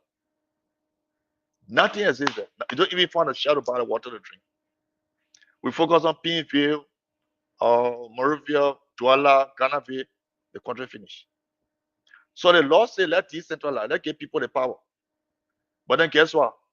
If you leave from San Nicolas to Tapeta to Ganta, go to the other rural area, nothing. You go to Bon County, from Banga, you go to the district, nothing.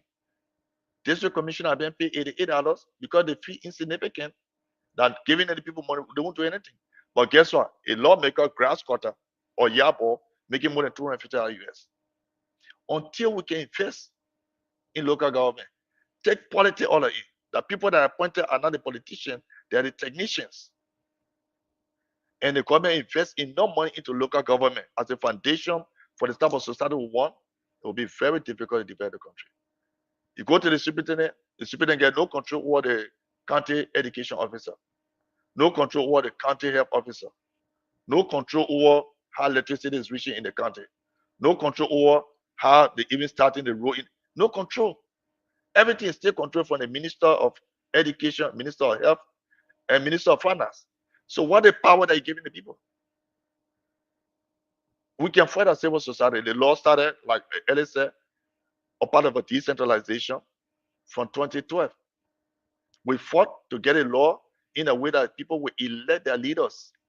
The legislature took it out and they refused to sign it. So this law will not sign until President Weah came to power and signed it in 2018. They watered down the law. And they allow what they call the county council to sit in as the decision-making body. They never worked until 2024 when they started working. The county council are not even worked for correct 1 year. The legislature having problem with the authority to approve development fund in the national budget. But there are other responsibility given to the county council that the lawmaker care less about. So you get each county $186,000 in most of the county. The 17 electoral district come and say divide among the districts. If the superintendent has this agreement, the superintendent is undermine them. And because the superintendent appointed by the president and the lawmakers are opposition, you feel that the superintendent using the money to run campaign at this time. So for 178 years, look at the country.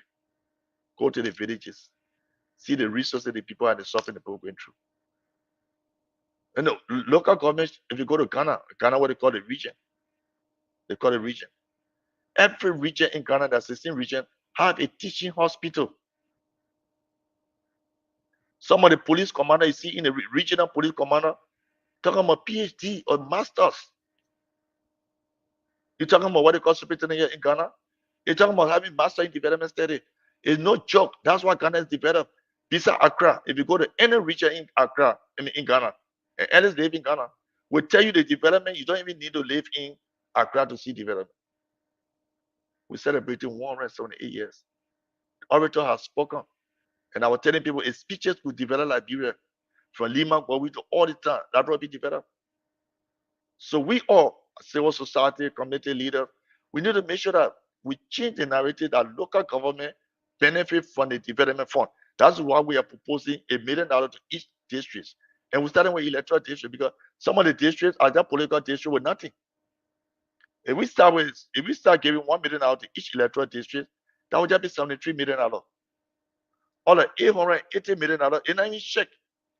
And that money should be controlled by a district development council with the expert in the district so the people know exactly what they want and where the money will go. Linking it with the county development agenda.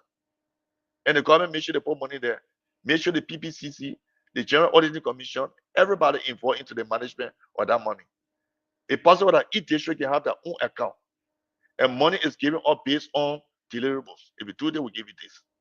In the answer on that, we get a long way to go. Thank you very much for your response to the question. So, somebody background, that is another. Let me mute you. Somebody background is not good. Okay, I think it's okay now. So, your role before we go to the other panelists, do you think Ellis was to respond when he never yeah. Yes, I was. So I think the big brother Eddie said everything, but let me just come in with the point I have around the $1 million per electoral district. There are a lot of encouraging success with the implementation of the Local Government Act that we are documenting. But however, there is a proverb that says, "In whom much is given, much is expected."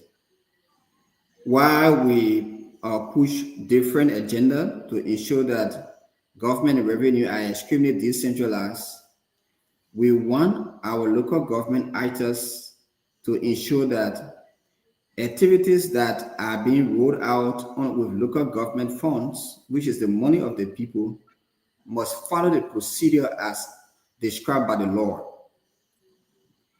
Because we want enough evidence to convince different stakeholders on why it's important to keep financing and support local government activity. For example, if the law says there must be a public hearing that all citizens must participate in to ensure that decisions that are made are representative of the citizens, that law must be respected to the core. If anything happened on the contrary, because I'm looking at what happened across the country with different county council and superintendent involvement into managing of the county funds, and we want to bring these things out. Recently, there was a proposal from Jeremiah Soken of Grand Judean to repeal Section 2E and F of the Local Government Act that gave that sole authority to the county council to approve development plans and budget. Because, like Eddie said, they feel that responsibility is giving so much power and reducing the influence on the control of the people and the funds. And their argument has been that decisions have not involved their citizens that they represent. Decisions are made overnight, and this decision does not reflect what their citizens want. And even if the citizens indicate that this is what we want, sometimes these things are not of priority. So while we push for different improvement within local government, we want to caution local government items to remain extremely professional, extremely transparent to the people they serve. I want to bring you an example. I was on the Nima County Council. I'm one of the persons that were fought because of my technical know-how, and I have to Eddie and almost everyone is aware. And since then, I have been monitoring the process, providing different support to the council to ensure that it becomes extremely efficient.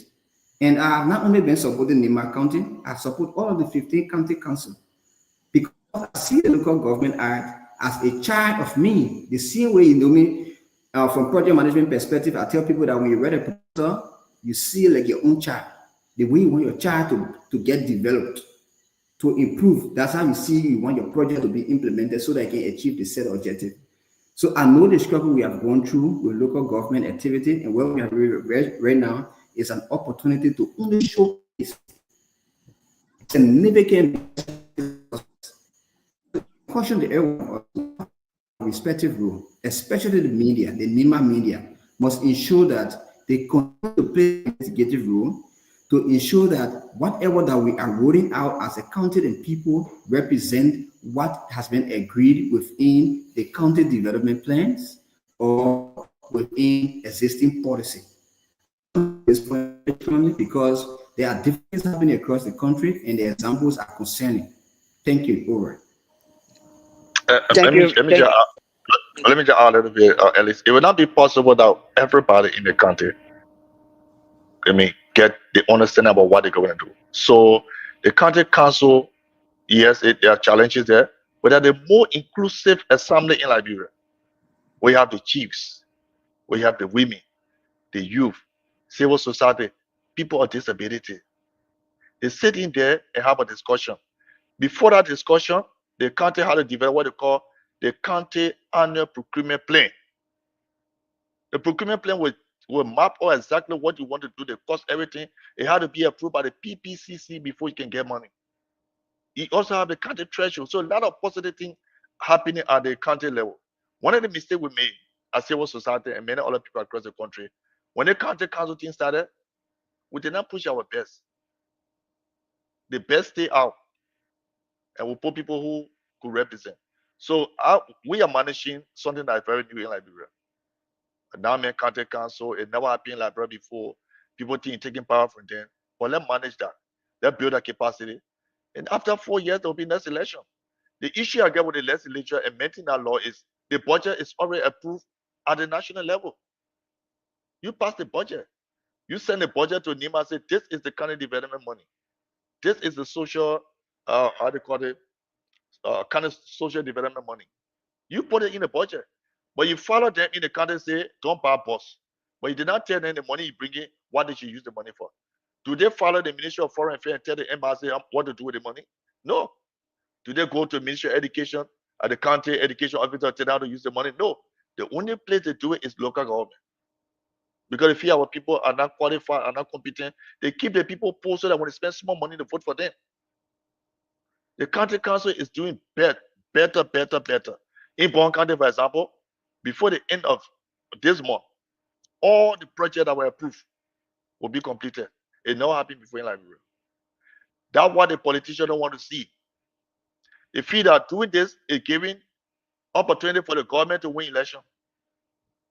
They don't see anything positive. They feel that the superintendent are getting popular.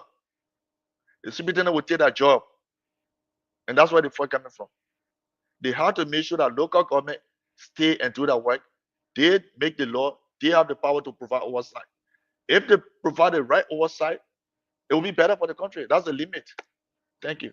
Thank you very much, Eddie. Welcome to the show, Elder Law. Let's take you, Siawete. Ask your one question here. If you have two different separate questions for each of them, you can do that. Okay, thank you. Thanks to our guest. My first question goes to Mr. Jawulo. The issue of the local government act, when you read, there are key sections there, like for example, the Revenue Sharing Act that is talking about. And there are a lot of things you guys talk about. My point here is that the civil society is one of the key actors in this local government issue now. Many persons feel that the local government are the non-member council, the civil society is a member. Now, myself, the concern too is that civil society, quote unquote, should be the watchdog of the society. But now they are member. They are now member of the non-member council. So how did they do check and balance when their hand is already in a cookies jar? To you? Okay. So in Bon County, civil society took the county council to court because the county council approved a budget to renovate a presidential compound, and civil society thought that the county development money is not to build presidential compound. If we are not on the table as civil society, we will not get the information. And that was making the lawmaker afraid because we are releasing the information, holding public hearing, going to the radio and explaining exactly what happened. The county council is new, like you. We get eyeball, we get ear, but the hand and the photo wall is still growing. It's still new. You have a 3 chief on the county. What do they know about budget? But the law says the council should have a legal person, a lawyer, an administrative officer. They have to be paid by the lawmaker. The lawmaker refused to do it. The county council should be receiving honorable and giving some money. They are being approved by the legislature. The legislature refused to do it. The legislature only issue with the county council is not because of qualification, it's because that power to approve development and budget, that's the issue they want to change. So if we're not on the table as civil society, we'll not be raising some critical issue, but we are not paying. Most of the people that are there, they are representing us as civil society. The women are representing the women, but we also are, like Ellis and myself, engaging. Tomorrow, having a dialogue in Botswana County. We're bringing together Ministry of Finance, Ministry of Internal Affairs, the LRA boss, member of the legislature, development partner, to dialogue. How do we make sure the local government work? If we don't do it, the county development agenda will not be implemented. The lawmaker will receive $100,000 per district and implement it. Nobody asks questions. If the county receive 186,000 usage, they have an issue. Most of the other county border boss, because most of the people are working in Bento, they live in Kawa, they live in Douala, they live in Singa. To go to Bento, it's almost like no. The border boss and the lawmakers say, why you border boss? You go to Bombing County, the county development officer, the county finance officer bought car to move around. The senator say, why you bought car? But we are paying $45,000 every 3 years for a lawmaker to get a car. Why we stop local government officials for getting a car to move around? So that's the challenge, and all of us have to monitor to see what I looked at.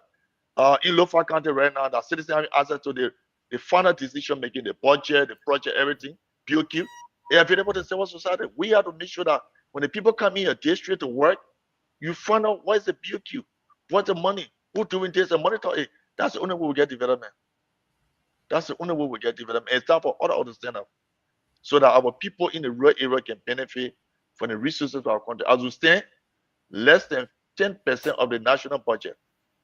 If you calculate the county development fund, the social development fund, the county service center fund, is less than $9 million in the 15 counties. Out of $880 million, less than $9 million go to the 15 counties for development. How possible it can be? Yeah. Thank you. Thank you. You can go with the second question. Yeah, my second question go to Mr. Nyang.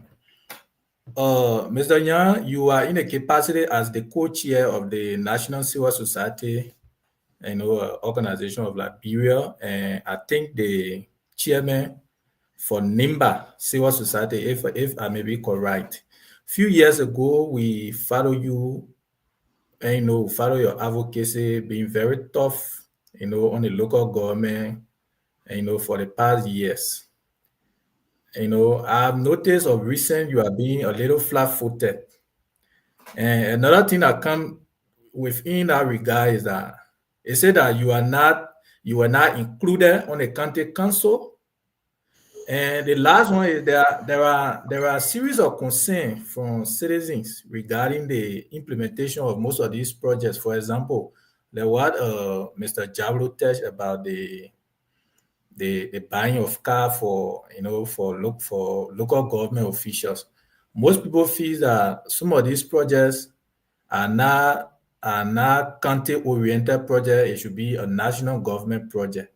Now, in summary, my question to you is: why have you been, silent of recent, and what's your overall rating of the local government act implementation since its enforcement? Yeah, before you can hold on. See, I will take any question to Anya. We brought Anya today. You want to ask another question for Anya? You want me a question? Why you want me to ask additional question? You don't want me to make a question at least two. Any question for Anya? I'm here to answer all the questions. Let me address this first question. Let me address the first question before I slip up. And I think his opinion. Hello. Yeah, we get you. I think his question was around the assumption that I'm flat-footed when it comes to engaging the local government in NIMBA. I wouldn't want to agree with you very strongly that I'm flat-footed. I'm a very objective person. I have additional responsibilities, and I have been one of the persons that have been extremely engaging when it comes to the local government act protection and its rollout. When Honorable Jeremiah Sokin made a proposal to amend a part of the local government act, if you saw the National Civil Society Council coming out with a statement before every other group could present a statement, I had originated a statement. I have to read that statement because we wanted a quick reaction for that to ease the tension and create enough deterrent on the part of those centralized policymakers. So I'm not flat-footed. I appeared on different community radio stations in NIMBA and across the country to discuss a very critical issue related to the efficiency of local government funds. Just 3 weeks ago, I sat on the Compa radio station and I have my own opinion. I'm talking about my rating or impression about the implementation of the Local Government Act, if you want to say in NIMBA. I would want to say that there are issues, but there are good signals that we are seeing, but we are extremely concerned that some of the projects that have been implemented in NIMBA are not projects that would directly benefit human welfare. The core objective of social development funds is to have immediate impact on the well-being of the citizens on ground. That is the ordinary citizens who are on ground. I saw the video online from Sanikore at the Sanikore Central High, where students in Sanikore are still seated on rocks. I'm talking about children in K2 and first grade. They pull the rock from outside the campus, and bring in a classroom and sit there. It means that there is a lack of armchairs. If you go to that very school, you will see that up to 200 students or 150 to 200 students are also in the class listening to an instructor. Even the text stationary material, like printers in that school, is also not functional. Some students there will not even afford $150 Liberian to pay for the printing of their test. I have to go there and donate ream sheet to the Sanikore Central High some months back to ensure that those students, up to 50 of them, to be allowed to take their test because they couldn't afford the fees. But the local government sits right there in Sanikore. I'm just giving you the closest example. They have not invested into armchairs for students. But the public facility owned by national government has been heavily invested into. So what I'm observing is that we are not prioritizing very well, because the return on investing into education for young children is more significant than rehabilitating a commissioner compound and or a city council office. And those have been the priorities projects for some local government officials, including in Nima. So, while I applaud the changes that have been made, we are also very concerned with some of the ways the projects are identified. Right now in Nima, we are talking about increased fees in medical activity. What intervention is the government making with local government funds? Teachers to student ratio is extremely high. What are we doing to pay our volunteer teachers? What sort of scholarship or investment are we making into vocational training so that Nimbayans cannot continue to battle metal steel that they don't have job? When you lack job, we are an economic definition of unemployment is somebody with the requisite skills and qualification who has actively been looking for a job for the gone 14 working days and cannot find one. So if you're a Nima citizen who you don't have the requisite skills, but you are looking for a job, you are not unemployed. So how can we prepare our young generation to be job ready using our local funds? Those are the very low-hanging fruits that we must prioritize. But bulk of the projects that are being implemented in Nima are projects that are either meant to host commissioner, presidents, and different people. And I want to assume from development financing perspective that that is not a priority. And I hope we can get back on the table to rediscuss how we can prioritize very well. Because Nima County, where we generate that money from, that asset is diminishing and depletion. It is leaving. So if we don't invest very much in a strategic way, we may just lose everything over the coming few years. Thank you. Over. Thank you very much for your answer. And I think we had to ask our question shortly because of time factors. Then the answer will be maybe, to catch up with the time. So, I thought you asked two questions, brother. You still want to go with question? Okay, let's wait. No, I just wanted to do a follow up to Mr. Jalo and the first segment I was out, so I could not really ask questions. 30 seconds. Thank you. I will make use of even 2 seconds, brother. My attention is drawn to actually the local government that Mr. Jalo talks about regarding commissioners, pay. But then I got another thing to bring to the attention as a civil society actors. Most time in Liberia, our city majors or city government face problem with financing and development. And most time you see that when, for example, country like Nimba or Bon County or other country that has social development fund, if they don't make appropriation, maybe for sanitation, maybe like 5,000 or maybe 10,000 annually, or once in a while they give, to the cities, as contribution. Now, we only got few counties, few cities in Liberia that quote unquote that is legislated, that have access to the budget in terms of having appropriation to budget. So you as a civil society now, most of those challenges that are faced in the city, like having vehicle, and fighting jobs and other activities, the municipal, activities and things, and they don't have budget. How do you see the city, being prosperous when they are not into the national budget, to develop the city and to contribute as well? Do you have any plan of advocacy that most of these major cities will be put into legislation besides the few cities we have? Thank you. Eddie? I mean, Yeah, go ahead. okay.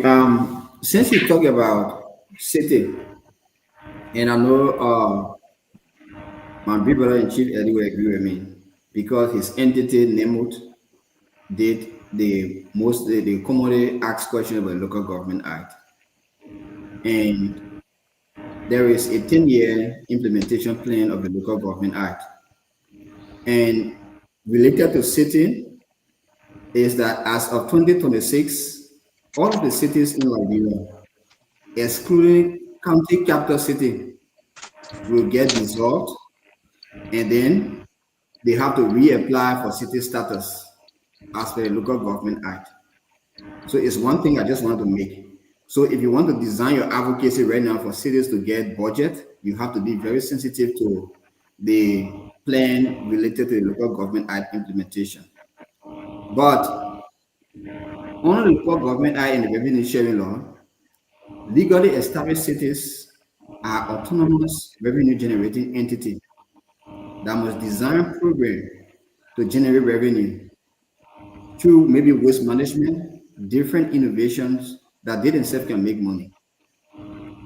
I agree with you that while that is true, there is still a very strong need to provide financial backup to cities, especially for speedily growing cities like Ganta, Buchanan, Banga, and Vonjama and others.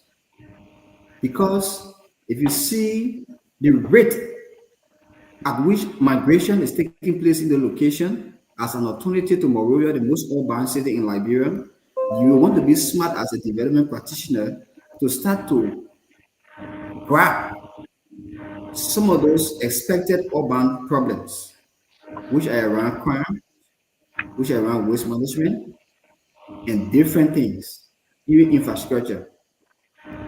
So by financing and having a plan for addressing these things are very important. So the city themselves, one thing we have to do with them is we need to develop what we call the investment plan for each city.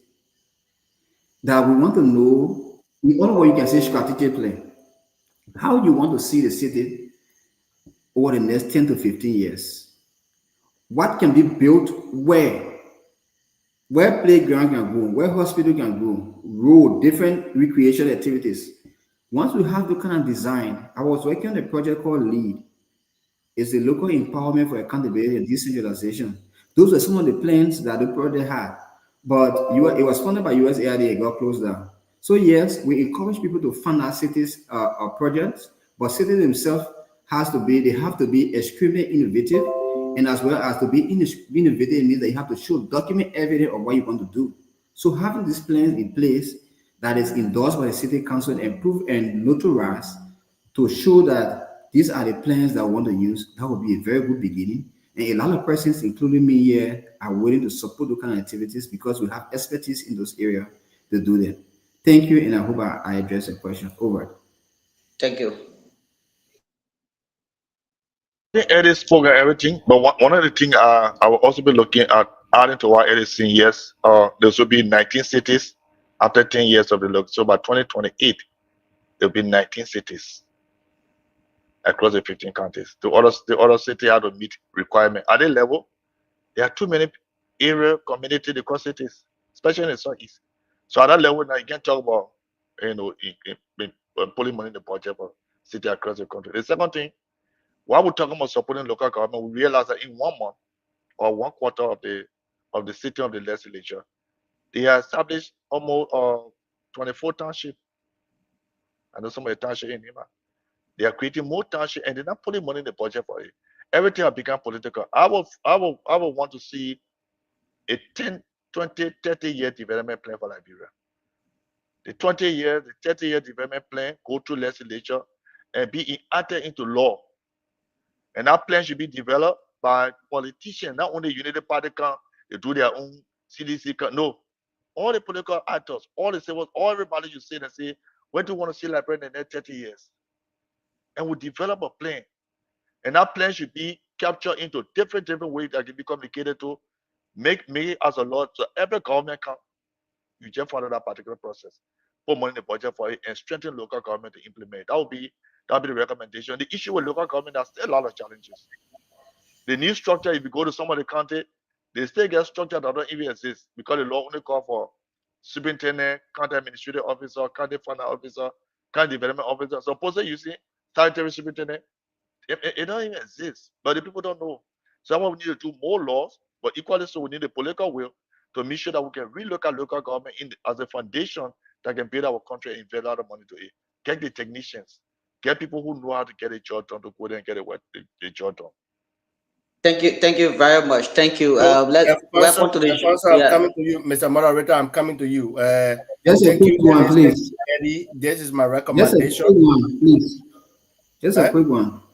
Just a quick input to support Mr. Jawudo's exception about statutory district creation. We have to be very careful how we manage our meager resources. The question or the concern I want those people leading the planning of local government to always answer when they're making the decision is whether local government from the revenue management context, it should be contractionary or expansionary. Should we design our local government in a way that put more burden on our small resources, or we should design in a way that it will relieve the burden, the economic burden in terms of recurring cost, salary and different things, then creating maybe more positions that you could multitask somebody to perform and the result is achieved, and still save and invest into tangible projects that will have direct impact on people's well-being. Those are technical discussions I want to encourage us and policymakers around local government and development planning to have, because the creation of different subnational bodies that bring revenue constraint tend to put more burden on financing development projects. So we need to sit as we develop policy. It should not be more politically driven, but it should be more development driven. And it's good, the argument that other counties are having more of those kind of facilities, while we cannot have it here. The local government was very smart. The Local Government Act, like we said, some of those cities will be dissolved. So why would we be pushing to create more cities and different statutory districts when we don't even have the money? So this kind of policy position must be assessed from the both short-term, long-term, and the impact it has on the generation now and future. Because those are things that come with constraint. You know that a local government proposed election of superintendents. Nobody talks about that. But we're creating more statutory districts. We're creating more cities. We're creating more different streams. Those things are not bad, but in development, we have to prioritize. Thank you. Over.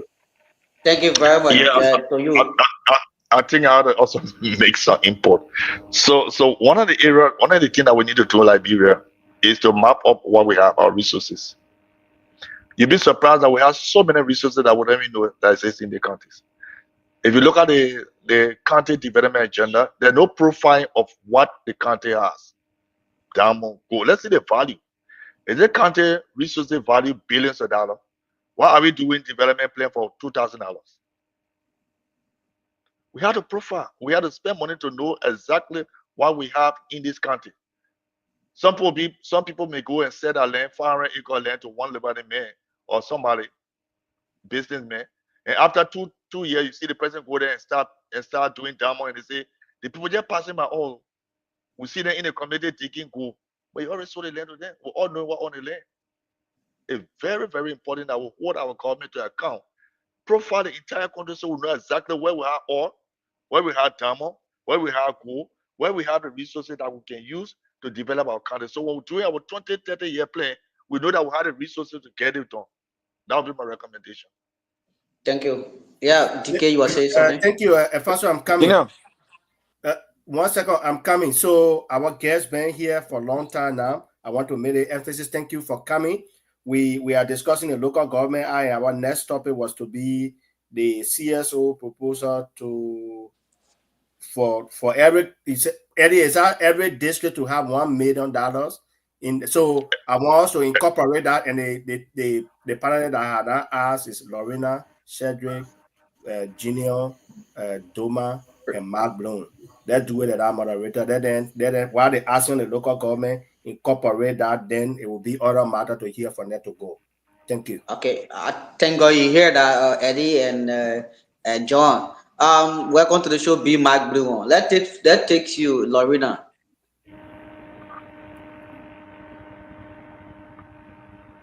Lorena, you can incorporate. Yes. Go ahead, Lorena. I didn't Ask your get question. Go ahead, ask your two Thank you questions. so much. The question, our next topic was, while we stay on the Local Government Act, the CSA, the Eddie, the Nyan, everybody are proposing that instead of giving county development fund, which is 180,000 per county, they are proposing at least 1 million per district. Let's incorporate that in the local government topic we're on and ask across the board. But I want to start with you, Lorena, Cedric, Doma, Junior, and Mark Bloom. I think they are the ones that are not asked yet. Thank you. Yes, so we start with you, Lorena. Your two questions. All right, thank you so much. So my question, starting with the Local Government Act. Every policy has strength and shortcoming, but most often you wouldn't know the shortcoming until the policy is being implemented or the law is being implemented. So from 2024 up to now that the local government are taking full swing, what will be 5 things, at most 5 things, at least 3 things that you think need to be looked at or reviewed, or that you think is not working well in the Local Government Act? And this question is to Ellie directly, and maybe Ellie can add if you want to. And then my second question to Eddie to be on the average, how do you see the performance of the county council across the 15 counties? What on the average, how do you see that performance? So for me, the performance right now is difficult to measure, but based on the result that are coming up, or they are, at least they can sit and make decisions for the county. One of the shortcomings is that the county council don't have the capacity to consult. And when they ask them, they say we don't have the money. So what we've been doing, we've been giving some money to see how they can better consult, organize town hall meeting, tell people exactly what is it be doing, and tell them that they are not working for the superintendent. They are independent body, working for the people and presenting to the superintendent what the people want. They are the local assembly, local legislature. So they don't know that rule. So we need to do a lot of work to know. The second thing, we're in the local government, see that most of the people are incompetent. They only got a job because they ran campaign. You have a county development officer, don't even know what you mean by county development. So that's a big challenge. We have to make sure that if we want development, get the best partisan to serve at a certain level. You cannot take big counties that get too much resources and need the demand so high and give it to a development officer that don't even understand how to even discuss the law or analyze the budget or develop a simple work plan across the country. Very difficult. The other thing about is that the relationship between the elected official and the local government official, they are not working as a team. People see the government as unity party government. So if a lawmaker is benefiting from the country, he receiving salary, everything, they feel that making the government to work is promoting the government to win election. So they undermine their own government, think they undermine the president. We need to find a way that regardless of which party you come from, which institution, they let at least 4 years fight for the country to succeed. The last 2 years you can run a campaign. But the first year, we already running a campaign on who will win, who will be president, who will be this. So they already undermine the development agenda. Up to now, the county development agenda final copy has not been produced. I think only a few counties, like 4 counties have it. That's Lofa, that Grand Crew, that Kema, and most other counties. I don't think it's Nima final copy of. Why? I don't know. But we come budget preparation for year 3 going to start. And people are getting angry that we agree that we wanted this development, but we are not seeing it. Because the lawmakers are moving directly to the district and doing what they want with the money they're getting. We're all consulting the people. Clearly, the local government leader need to be emotionally intelligent and play a leadership role. All the district representatives live in the county. You're the leader of the county. You should embrace everybody as member of that county. Don't pick and choose. It happened across the 15th and undermine development. When this lawmaker feel that he comes from the opposition political parties, the superintendent get problem with him. They don't consult, they don't even discuss. If the superintendent decide to have a project in the district lawmaker go and stop it. We cannot run a government like that. And Labran getting impatient. I mean, we have a very popular president, President Weah. They took him up, got a 42-year-old experienced old man who served as vice president that they believe will change the country. We are going to 3 years. Nothing has changed. Because when we say nothing changed, the very important issues. You're facing a role. Yes. People need money, people need jobs, the drugs. There's a lot of negative things that happen in the country that we need to work on. And we believe that it's not late for the president. He just need to be very strong and make sure he gets some of the best people around him to work to get the country moving. And we still support the issue of a $1 million per electoral district. And that would bring the executive and the legislature together to work on development projects. The legislature feel that the money going to the county is controlled by the superintendent, appointed by the president, so they are running campaign for the government. So if you get the money in the district and allow its district development committee that will have the experts in the district to work, and the money can be placed in a district account as it's coordinated by the executive with the supervision of the legislature, we can have tangible development program. You'd be surprised that some of the $100,000 going to district, they're using it for football game, for queen contest, and for something that had no impact. So we need to be serious with development. We can't take 90% of the budget, just keep it more of a park, cook out for the people, travel, you get hospital benefit. If anything happens to you, your family still get benefit. When the people in the local area living and they can't even have money to send their children to go to school. As one of the district commissioner, how do you manage with $88 US? Which school are you sending your children to? So what they do, they involve into selling land. That's why you see a lot of conflict with land because they have to send their children to go to school. They make sure they have to eat good food, they have to take care of their family. So the whole issue around the country now with land still, the local government people involved. Because that's the only way they can survive. There's a lot we need to do and thank God for the platform that we had the type of discussion. And I hope that we encourage people to read the law. The law is very good, but it's new. For 175 years, one system of governance. You can't change it in 1 year time to get results. We are still learning how to make it better. And gradually we'll understand that if we can do it better, we can be a better country. Thank you, Eddie. To you, John, your response. Okay, thank you, Lorena, this sister, for that question. The first thing is the rating around the performance of the Local Government Act. You know, when I'm talking to county council members, what I normally tell them is that you firstly need to know that you are protected by the law. And secondly, you will know that you are the first batch of the county council.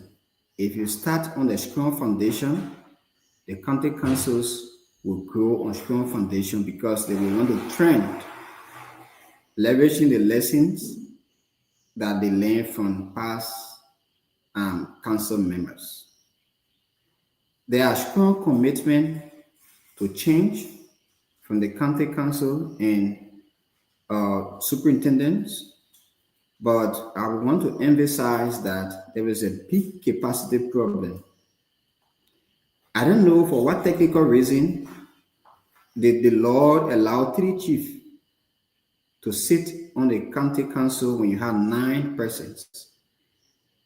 With no disrespect, these chiefs are people who have some initial capacity issue, and when it comes to decision making, you cannot make good decisions about things you don't know about. So we needed to have more people from the professional background, maybe the professional class representation on the county council, or there should be some sort of body that serves as a consulting group that the county council must consult before decisions are made.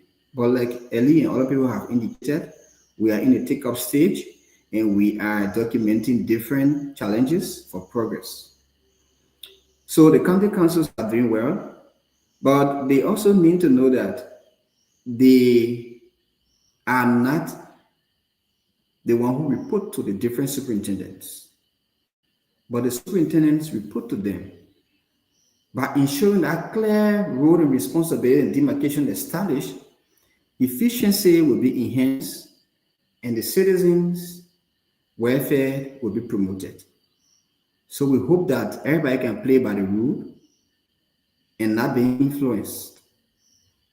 Talking about development projects, we hope we can have the county development plans approved and available, very accessible, including the county budget.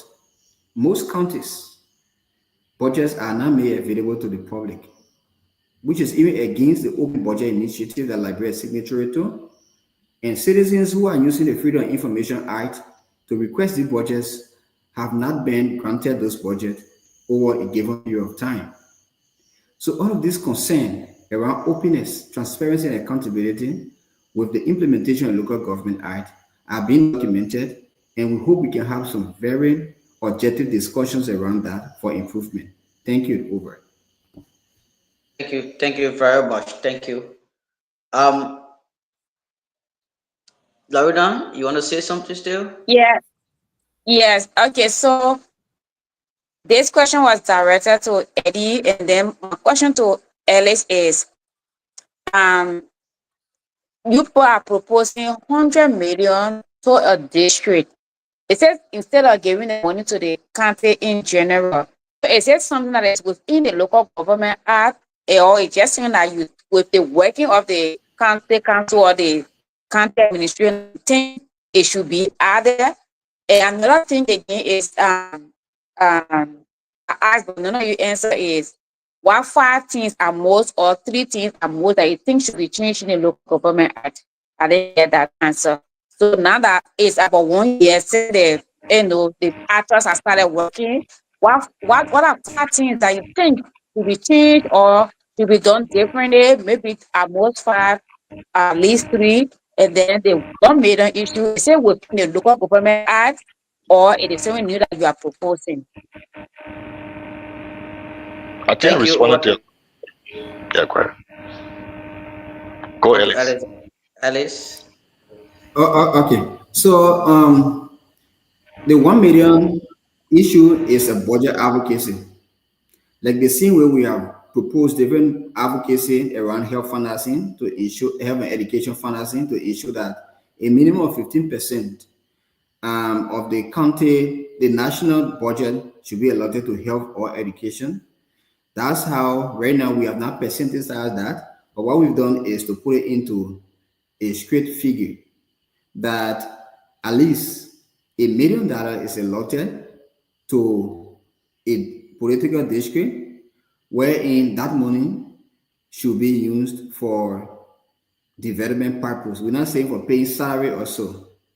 So that money, if the discussion goes well, because NEMOT and other groups are the ones who are pushing that proposal, that would be the intention, and that is my understanding of that. And I think it's a very brilliant idea. If you look at the disparity between what is spent at the national, the most senior level of government, and what is spent at the bottom, the least, but the most populous sector of government of the country, which is on the ordinary people, you will see that big gap. So the intention is, how can we close this disparity, this inequality within revenue, expenditure, and allocation? So we are just using the local government argument to ensure that now you have certain local government structures, we are migrating to the Ministry of Local Government with different things happening, autonomy given to cities and different things, but you cannot make the law and don't empower these people. So give them this money, let's see how they perform with it. And if you really care about the people, this is for the people. But one thing we are seeing with the District Development Council, some politicians still feel that they must preside over District Development Council setting, which I don't advise for, I advise against. Because politicians sometimes, they have a political agenda, which are sometimes intimidating. The District Development Council is a non-political entity, independent of the politicians' offices. They must be made to make their own decision in an objective and unintimidated way. But if the politicians are leading those platforms, then the outcome of those decisions may most likely be political, which may shy away inclusion and participation of other people who may not be in line with that given politician. So all of those screens, we need to unloose them so that we can make progress. Thank you. Over. Thank you. Eddie, you want to make a Yes. Yeah, only 1 million per district. So if you check across the country, most of the infrastructure they're built by lawmakers. When they leave from power, they take it. It happened right in district number 3. A mayor builds schools. After everything, when he loses the election, he said that a personal school. Government how to take initiative of development. So the money that goes in the electoral districts, 23 electoral districts, is the government money going to be managed by the executive, but with strong coordination and supervision of the legislature as a government project. That decision will be made by the citizen. Citizen will provide oversight. Citizen can provide a lane of what they want to do, and citizen can take lead on it. There are a lot of smart people in each of the districts. They're not politicians. We need to rally them to come on board to see how they can make it work. We can't keep the entire budget in Mosquito County. To extend that, everybody prefer to be assistant minister than becoming superintendent. Nobody want to be superintendent. I prefer to be my assistant minister called honorable, I get my car assigned to me, than becoming a superintendent. So we need to provide incentive so people in the local government can say, yes, I stay here, I can get good pay, I can send my children to good school, I can see development.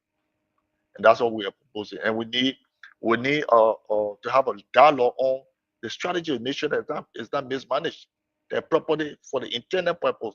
We don't want political interference into it. That's why it should be citizen-driven and citizen-led. Thank you very much. Printers, over to you. 2 questions. Alfonso, 1 second. Eddie and thank you for accepting our invitation to be here. And like you guys, we are in class today and attempting listening. So because of time, we want for you guys to help us, please, with the timing of answering the questions. We have 2 persons who are not asked a question yet, Shedrick, and we'll go to the former county inspector of NEMA, Mark Bloom. I want to please make the announcement and appeal to you and Jan on Sunday. Sunday evening will be the end of campaign activities in District Number 5, NEMA County. You know, that's where I'm from. That's where the radio station is based, and this is the online platform. So Sunday will be ending campaign, and the senator who once represented our district agreed to join us. So we are sending this open invitation to you, Eddie and Yan, to join us at least to talk to our people about peaceful elections. We will be here for at least 3 hours on Sunday, start 8 p.m. Sorry, I want to use the Eastern time. 8 p.m. Liberian time to at least 11 p.m. Liberian time, Sunday evening. Senator Koga will be here, and we want you guys to kindly join us and let the people in our district hear the civil society. Thankfully, this program is relayed all over the district. We want to do it all around the country. And we want to appreciate you guys for coming.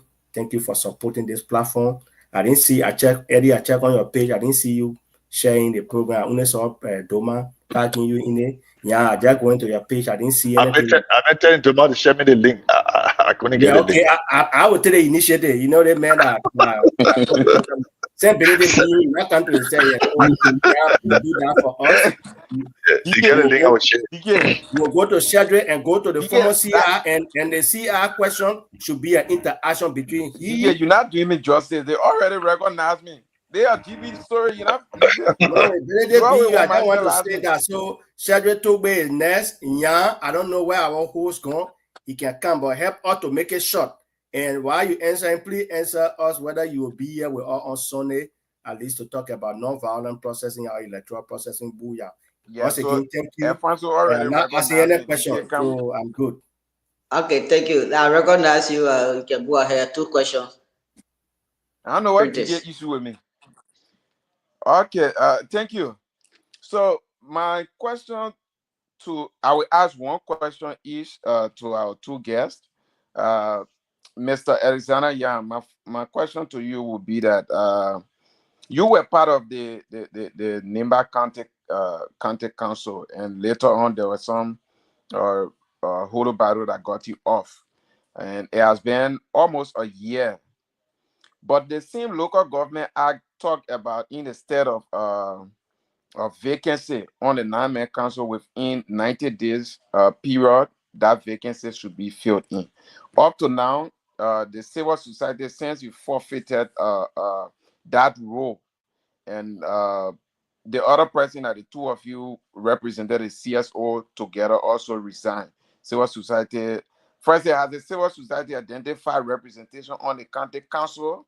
If not, why is the civil society not being represented when you technically understand the law better than any arm of the council?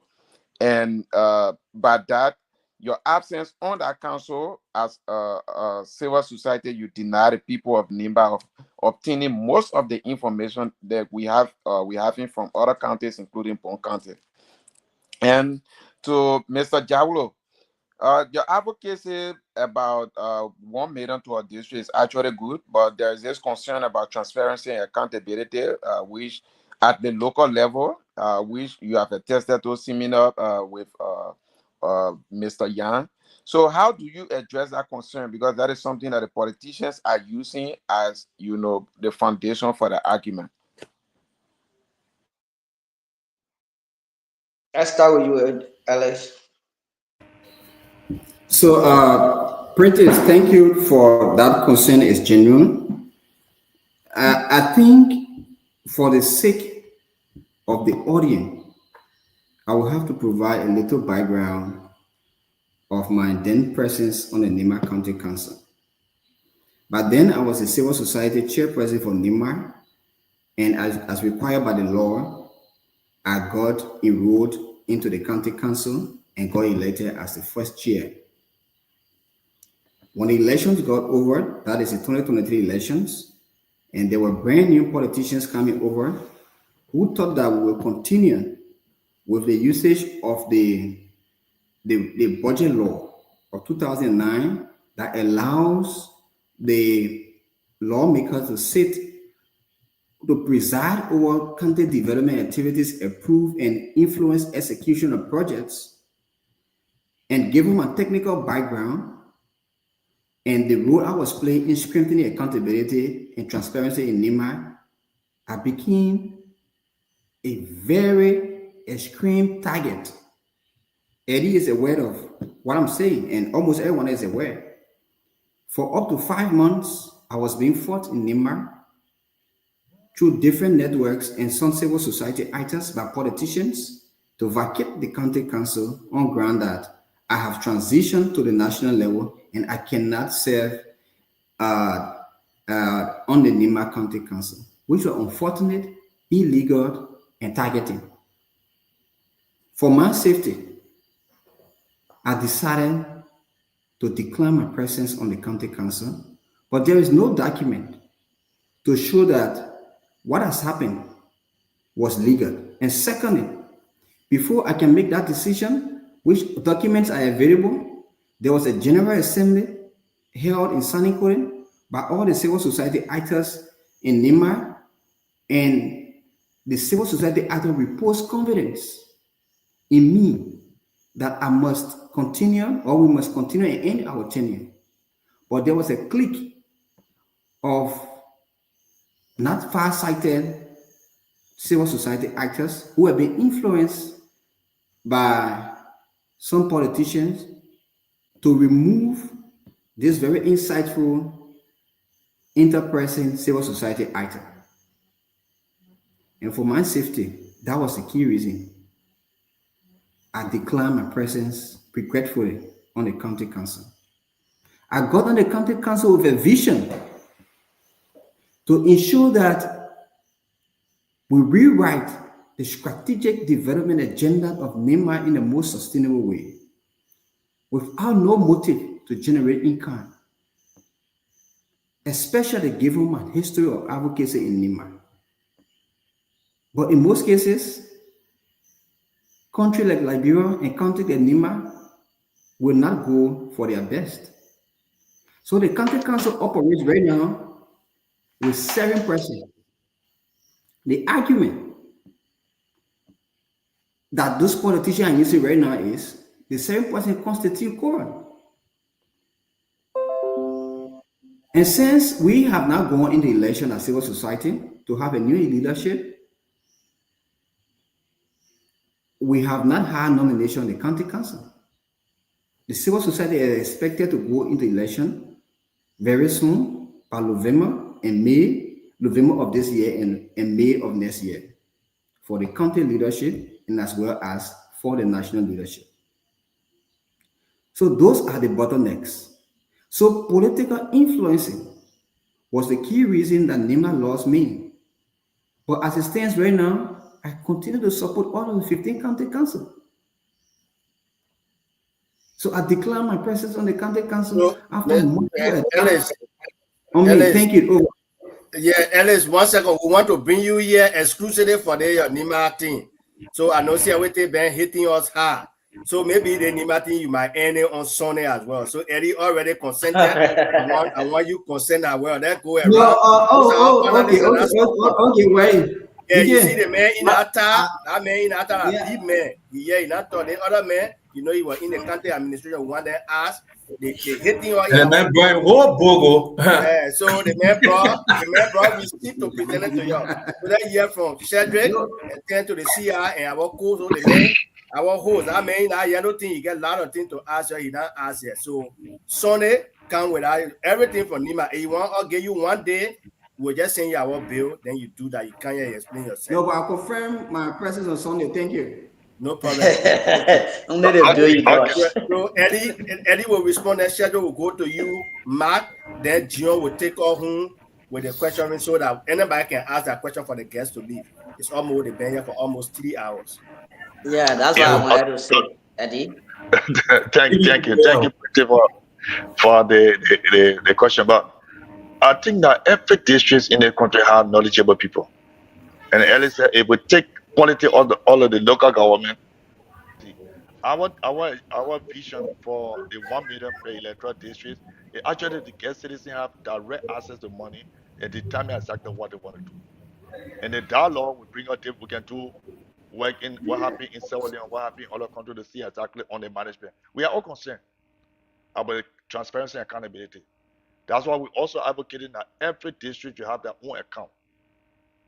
And the money should be spent based on deliverables. Those are all that come from the NGO sector deliverable. You do the one, it will pay you. We're not giving money upfront. So the people decide exactly what they want to do. The money in the bank, you pre-fund us. and get the money up. We had to find a way that money had to go to the county.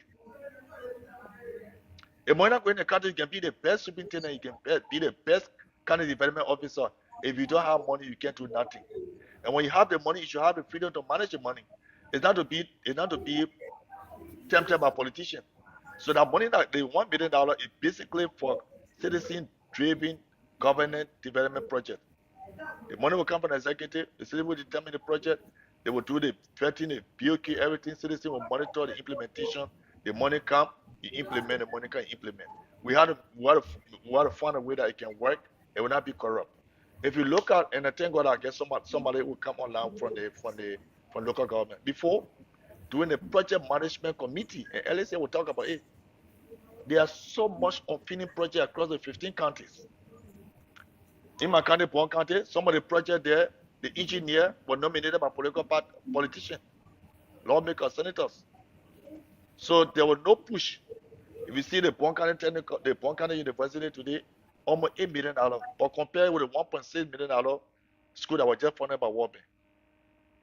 So we got to get the politician up and get political project up and direct project that will benefit citizens, and citizens can determine it and lead it with the support of the executive, with oversight from the legislature. That's what. But we can find more time to talk about it. But that's what we're thinking about. Thank you very much. We now will go to where is Cedric? Cedric had internet problem, so I think we will have to go to the next person. B. Mark Blue, welcome to the show. Gian, what happened? Thank you, and again, we want to say good evening and good morning. Thank you. Hold on. I beg you. Cedric get internet problem. Let him go on. I beg you. Yeah, that Cedric go. You get document you want to show to the people today. So might get copy of the that is. No, I got copy of the local government act. Yeah, I even get the everything that you think about. Do you also have the certificate of your defeat in the Mayton election? Yeah, yes. I got it. Okay, let's go to Cedric. Cedric. All right. Thank you, Gideon. Thanks to Brother Alex and Eddie for their knowledge in the sector. So my concern, one is around the 1 million per district in two phases. One have to do with size of district and development needs. Let's consider Central Monrovia, District 8, District 9, and comparing then that with District 5, District 6 in Nema, District 2 in Grand Crew. Okay. I may want to bring some kind of political division from that in here. So, yeah, it was some of that. So, can we continue with B. Maglu on the account? B. Maglu? Thank you. Like I said, good evening, good morning, and good afternoon to all of you for your location. We are happy to be here today. All we want to be thankful to our host for upholding our schedule. Also always come in late because we got several issues that we also settle in the evening. We're coupled with studies and other things. For me, I don't have a question for the two of them. What Edis went through in this country, if I was still in power, I could stand by him and nobody going to remove him. And I continue to tell the people every time on the radio. And I will always by him at the time. They know the reason, best known to themselves, for which today he's not there. It's all bound down to not allowing smart person to be on the council. Look, Mr. Jalo, as you were saying, I can only say something to buttress all of you effort, but not to even ask questions. Because even with the 1 million that you are projecting, it's necessary. For every district, we got a district development council that have been set up since 2019. And they are there. And most of whom were taking pay from under UNDP because they were working, the local government were working in collaboration with that. That was even brought most of the scholarship you're seeing today that most people are going through getting their degrees from education. Mark, saying Yeah, I wanted the question portion to just get finished, then we can come to the compliment and other stuff. So can we get the Also, question portion finished? Matt doesn't have comment question, so they may comment, they be brief, so we can go to the next Let the one. man make a comment. Okay, your comment in 2 minutes, ma. So that what I was saying, even the issue of the city population people were discussing, like he said, they might reduce it to 19 cities. If we sit on the watch of our eyes and see the local government, because when we were signing, like I said to you in Banga before we can even go and conclude on it when Garrison Yelu took over, we had some exception on some of those things. The council nomination, the population rate, and the district commissioner, their level of education that was projected. We had issue with that. But again, it all bound down to political appointments. So if I'm appointed to act as minister, Manasari introducing is ongoing. When they had issue with you and the president also favor you, it's very difficult that you will be not accepted.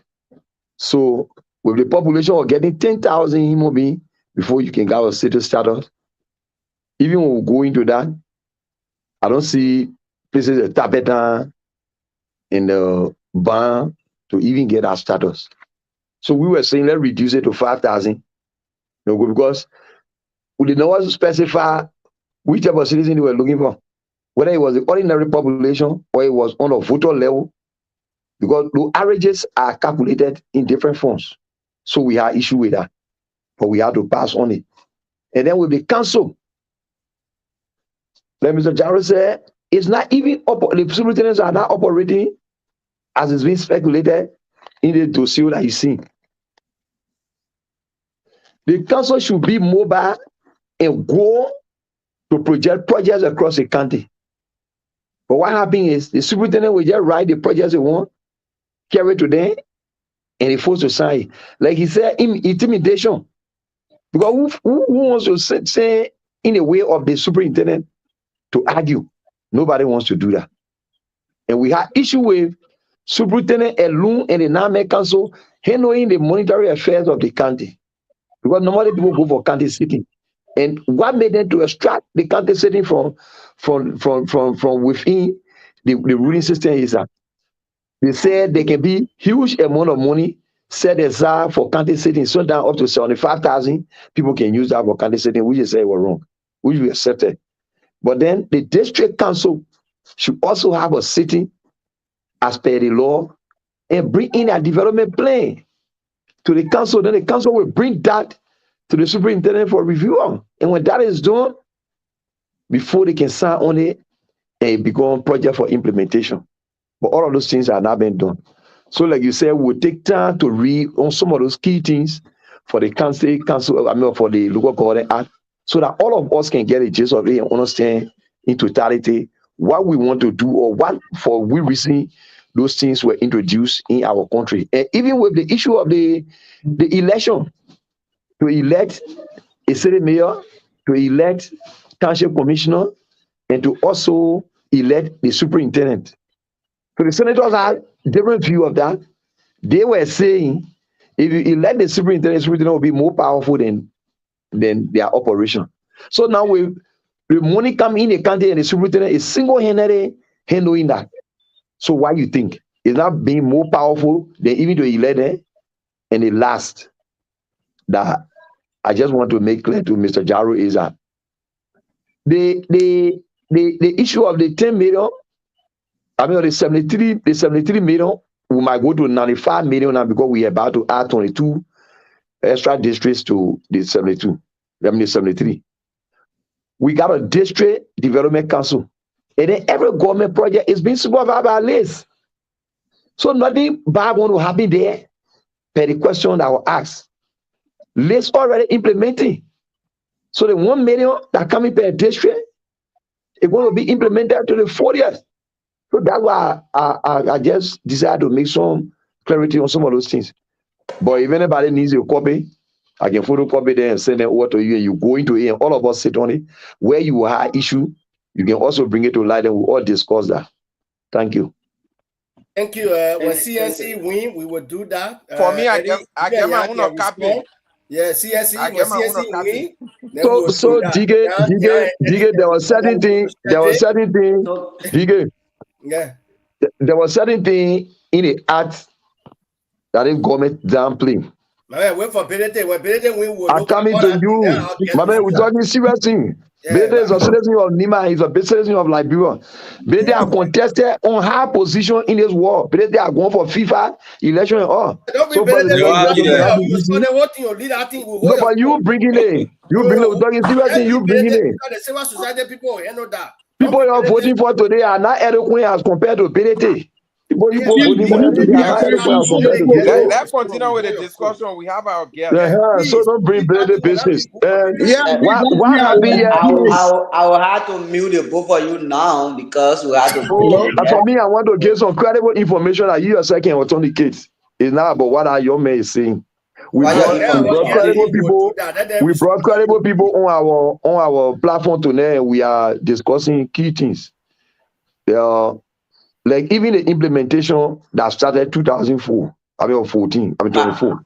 But There was some missteps today that is ongoing that we support. Yeah.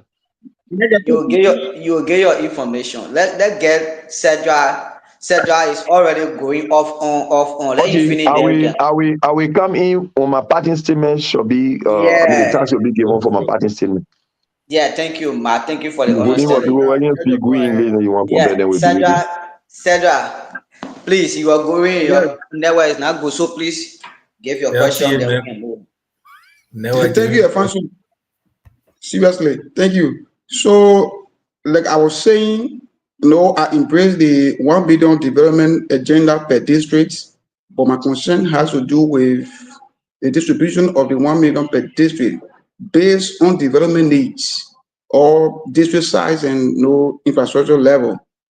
I will give you an example with District 8 of Moserado and District 9, comparing the two districts in about few districts in Leeward counties, like Nema and Grand Crew or Sando.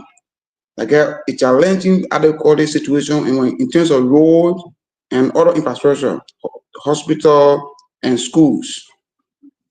Is it logical that we allocate budget per district as per development needs or equal share per district as 1 million, looking at development size and needs of the development in particular district? That's one of my questions. And the second one. Yeah. So I think, but anyone can answer it. So Your the second one has to question. do, with let me partly agree with Mark in terms of limitation when it comes to the district level administration.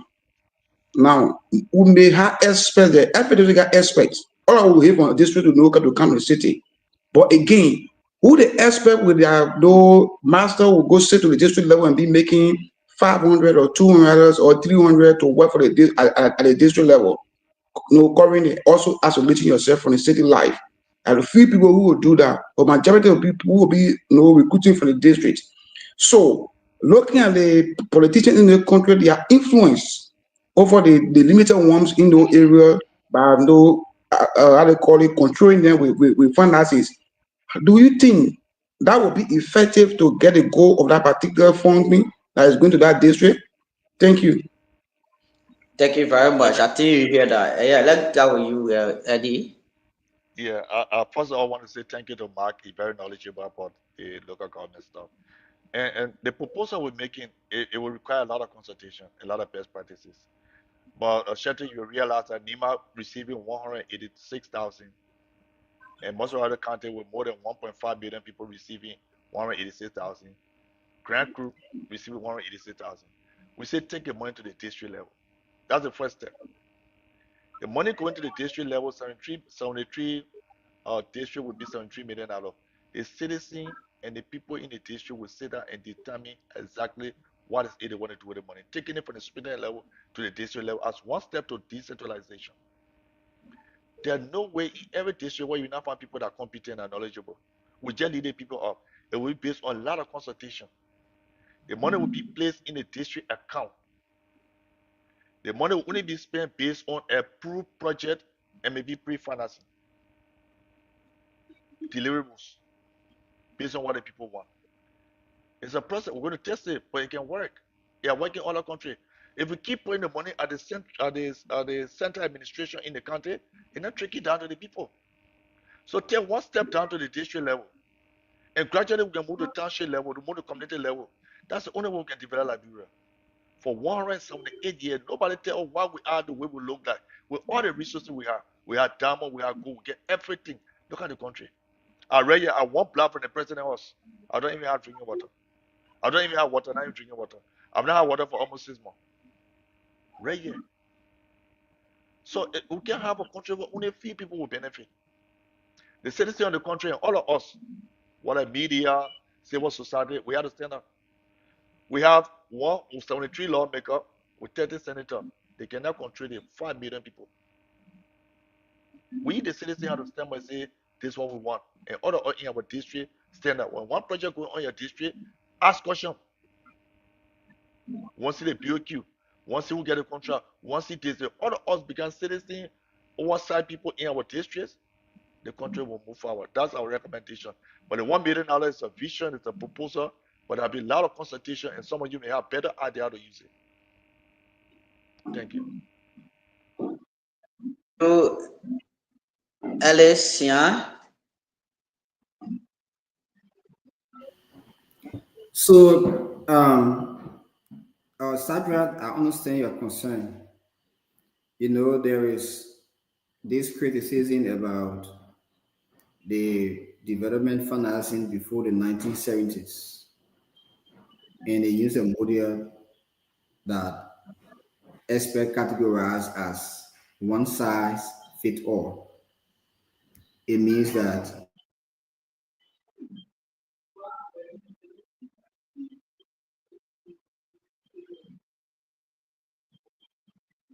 What's going on? John, are you there? Oh, you are being harmonized by network. Okay, I don't know. Yeah. When I was over, let me do a follow-up question to Brother Eddie, 1 minute. So we have most of the district, how they call it, development in the district already be implemented by the central office. We are also speaking against to come down to the district level. If we give a $1 million to the district to take initiative for themselves, like roads and health whatsoever.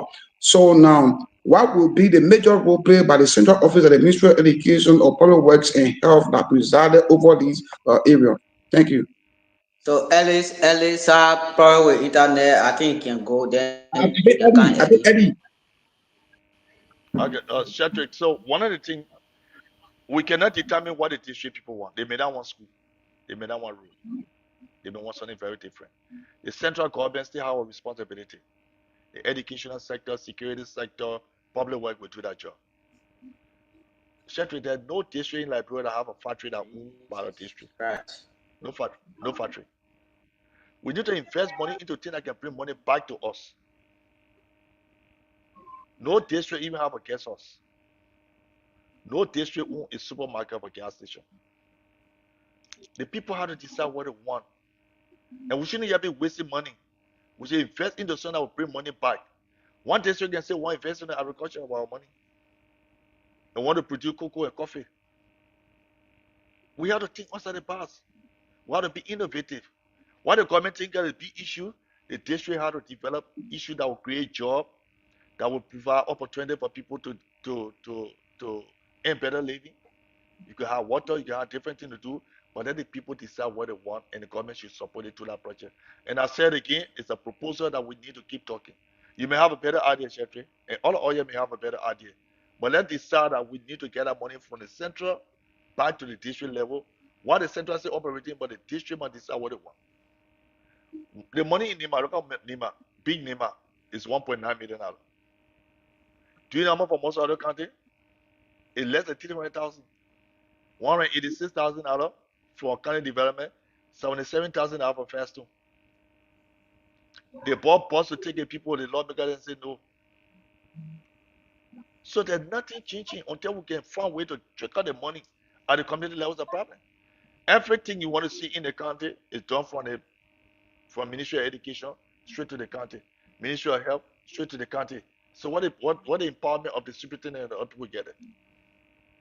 But now the people are saying the superintendent appointed by the president, she is running campaign for the president. She determines where money go because there's a full era. Let's take the politics up and come into the district level where every district, elected district with district representative will sit with the people and determine exactly what they want. But he had no control of the money. But he can provide oversight of how the money has been used. We can find some time to talk about evil. But that's the thought. Yeah, Mark. Thank you, brother. Thank you. Thank you. Yeah, before you Yeah, come, Saint Ellis is gone. Saint Ellis is gone. I don't want to. I'm not going. Mike, I'm here, sir. Oh, okay. Mark, hold on, please. John had not spoken. Our host had not spoken at all since today. He been struggling with internet. So, Maggie, you want to take off whom you want to ask the last question. John will take off whom John will ask the guests for their parting comment and everything.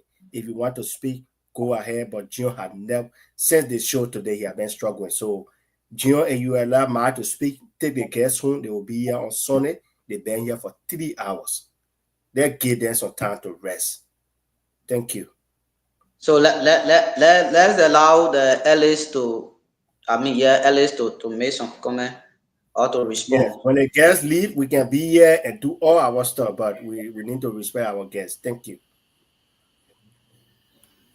Yes, so if the platform is up to me, I must apologize firstly for going off. I think I have problem with Wi-Fi. I was in speech talking about the module that is being used for the proposed $1 million per electoral district, which I'm in full support of. But I will give you some background around data sensitivity to development priority projects and based on the one-size-fits-all module. I wouldn't want to say that this is a one-size-fits-all, but even if somebody wants to argue that it will benefit more smaller districts, then my counter argument with them would be that will you not be happy to see smaller districts being developed faster and the people there get better livelihood soonest than them waiting for a very long time? What is your priority as a development advisor?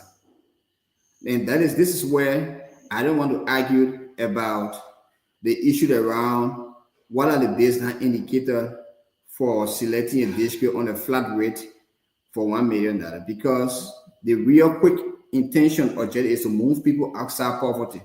And to do so, once you put more money into small location and prioritize well, there are strong tendency that you get better results from there quicker. And as you move on, you can change the law. So the 1 million, that baseline argument, I'm really not in for it.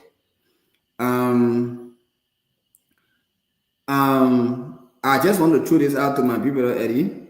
I know you do a lot of scorecard. You have to look around the country again and redesign the indicator for local government, especially around accountability and transparency. You have to assess, or we have to assess, for counties that the county council chairs are currently signatory to the county development budgets. Because as per section 6 of the budget law, it says that the county council chairperson must be signatory B to the county budget, the county IPOI accounts. But from my interaction across the country, some other counties have been very reluctant to effect that, which is a bad indicator, and I hope we can all flag it soon. Yes. Thank you. Over. Thank you very much. Now to you, Gion. You can take on. It's been a pleasure to having the both of you here today, Ellis and Eddie. So, Gion, you can take on with that. Thank you, Afonso. Again, I'd like to say thank you to our guests for being here tonight, Mr. Eddie Jawolo and Mr. John Alexander Inya. We'd like to say thank you for coming. As always, we extend our invitation to you guys to come here and give us clarity on issues that we are faced with within the country. But before you give your parting comment, I want you to throw light on this because you are involved with advocacy. We look at you as the major arm of advocacy in the country. we have a project. Let's say that Vision 2030. Now, within the Vision 2030, I think it was sketched out by Mana Ellie Johnson Sirleaf. When you read that document, you realize that there are development plans within that document. And one of the major things there is stable electricity across the country. And we also have, I think, stable road and safe drinking water across the country. Now we are in 2035. We've now achieved at most, I would say, we are in 2025. I mean, we've now achieved at most maybe 40% of that development plan.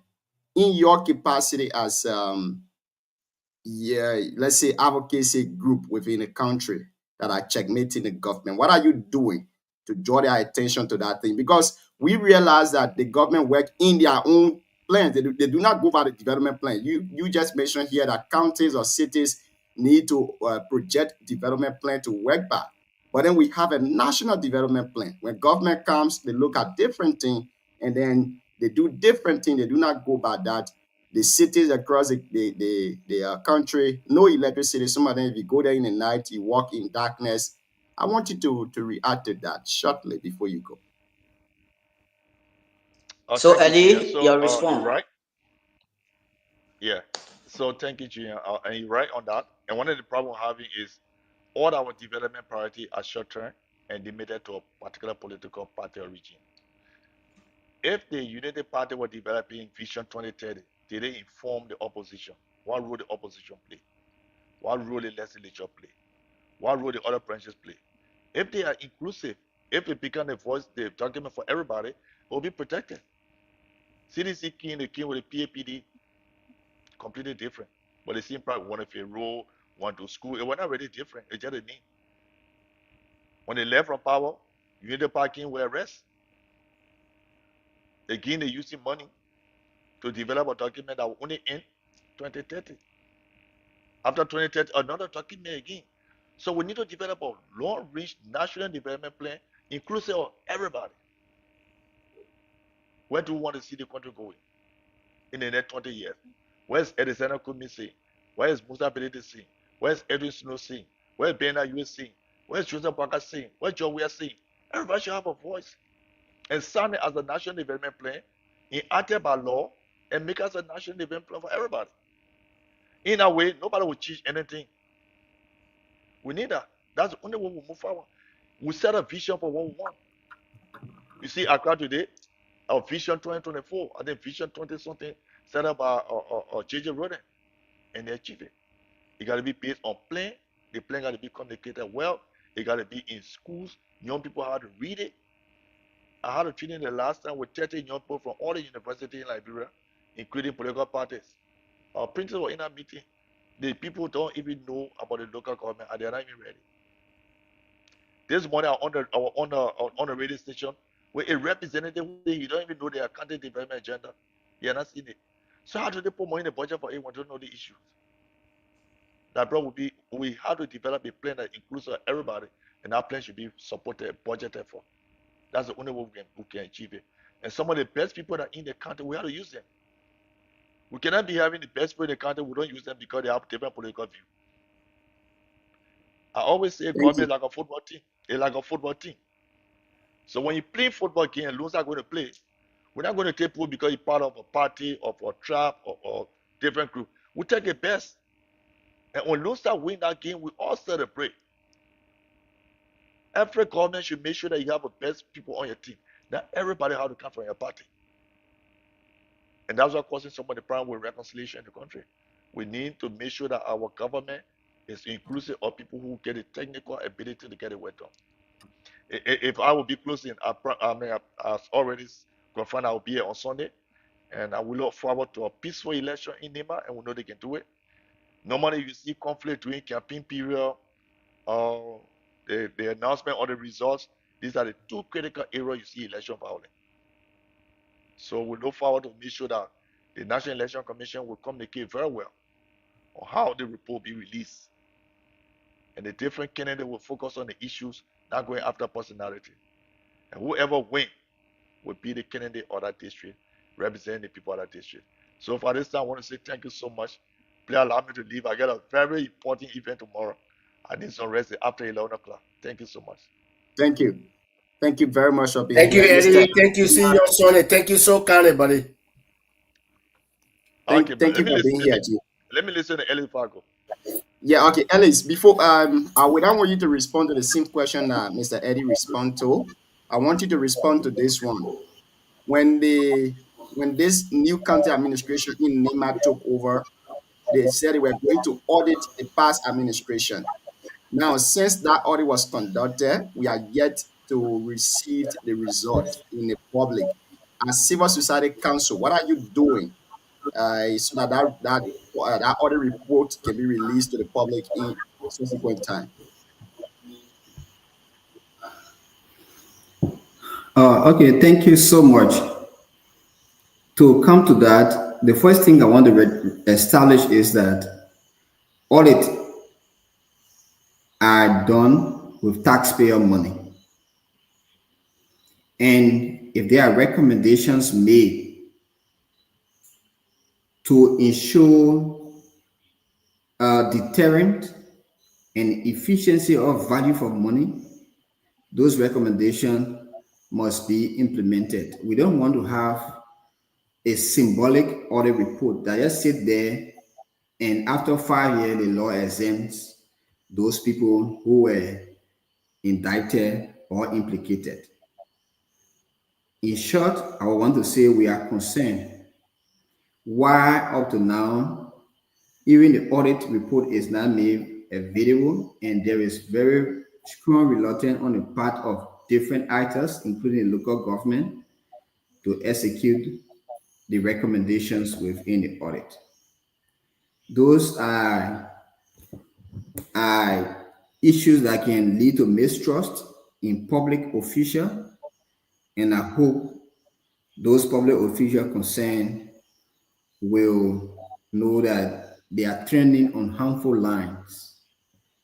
We as civil society, we have our part to play to ensure that those audit reports recommendations are implemented. So our different actors are playing those roles, and we hope to follow on with these things. But it's very important that the recommendations are implemented because that is the final result of the audit. Then you have the documents, they know when computer coming to be backing all around with it. And then after election, all the people go back together and start downing. When we come, we'll order you, we'll order you, we'll order you. Right after election, you can't hear nothing about auditing again.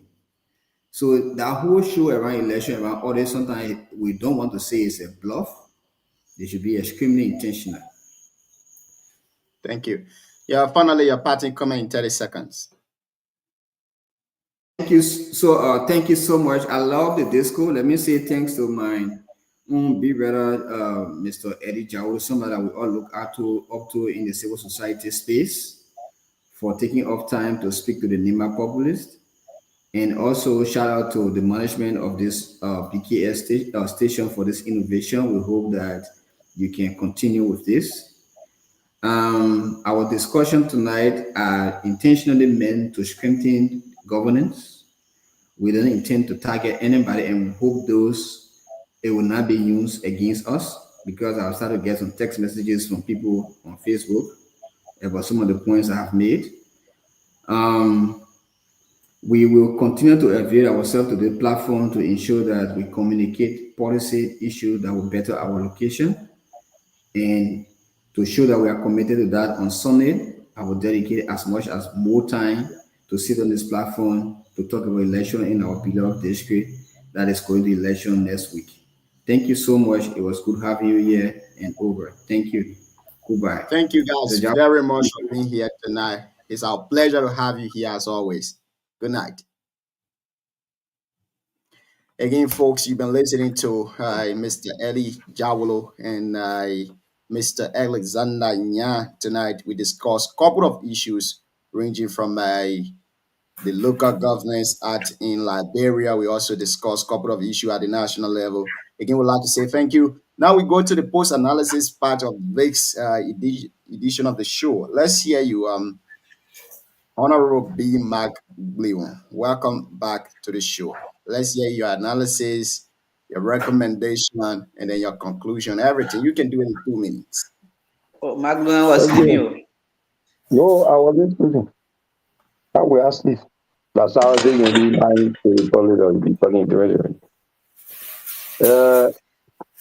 I also want to say a big thank you to all of you who always ahead of us in the show to ensure that our listening audience to be there. Most of the time, I can be called by the audience. But we're not hearing you. You're not on the show, then we can start coming. Yeah, so we are happy to be here, and we'll always be happy to be here.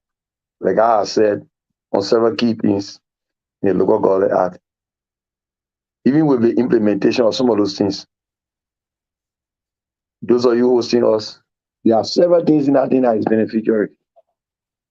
That 1 million shout out, just asking that question. You will even call it down to 700,000, right?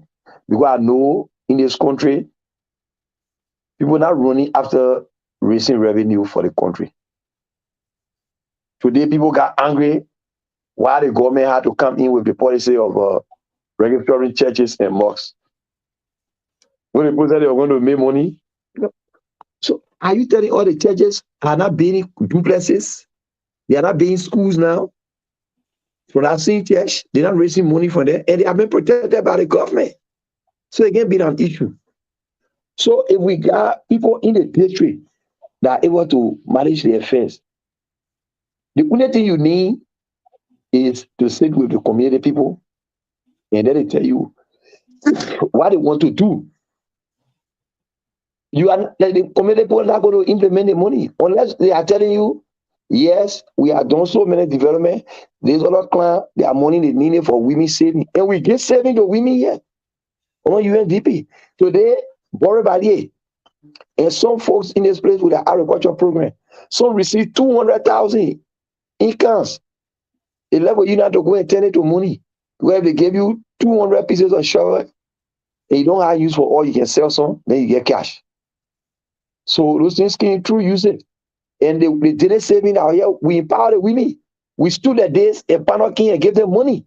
Suppose they get 300,000, suppose they get 200,000, suppose 150 based on their group size. So people there, they will come out with a plan. Let's go to Yao Blue. In our Yao region, the Dampley people don't have a rule. They will say we want rule to go to Dampley. It's not that people at Dampley, you'll get any money to build the rule. The same local government, the central government within the county will also do the implementation on the development arm of the development superintendent. I currently call it development, the county development officer. So like you saw, John, what I was saying there is, after our signing for October in 2023, the local government act started effectively January in 2024. And at which time we were still in power. Read one of the rules there that brought a name today, development officer, administrative officer, and financial officer. It says that those people going to maintain their position now, they also tend to civil servant. But all of us were removed. When those guys decided to take it as an issue, they were going to Morava, they called me and said, "Me, I'm not going there." They said, "Why you not going?" I said, "The issue is, if you go there today, the government will not even listen to you. If they're moving a lot of people from tenant position at LTA and other places, then are you in local government, they will not listen to you. Because you will not force yourself to sit in a seat when the different persons have been pronounced. So that very act will not going to be respected. Because the next government that will come, those who dare to, they will also take them from there. And some of those things that were keenly looked at was actually the implementation of the phonies. So, Father, can you put a donate manner question on the screen? A question to the CR. They say you can come from school late, then you can want to be there stepping and come with all your questions. So, I donate manner put here. Can you answer to that? Yeah, I can answer. Then why you eating here again? And I basically when you student when you eat now. Why you making yourself poor? I thought I roasted kasa. This is a disgrace to Benedict. I thought I roasted kasa. No, student can eat biscuit.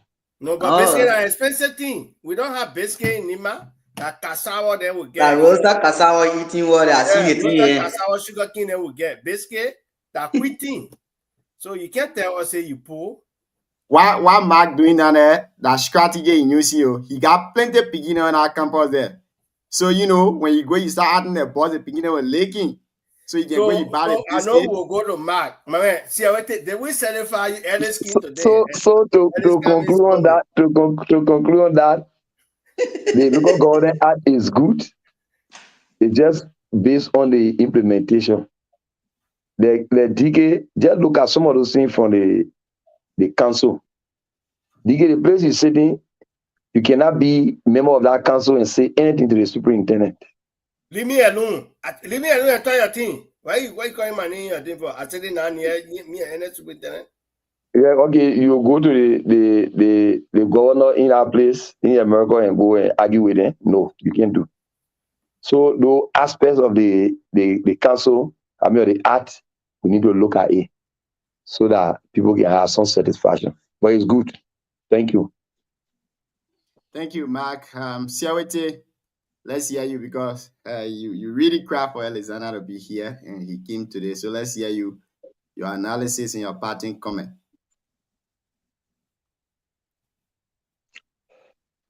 I didn't really cry for Ellis anyway, so it's a disclaimer. You know, we just want to have actors within, the society. For me, actually today it was a good show, and blending those two guys, it was actually good.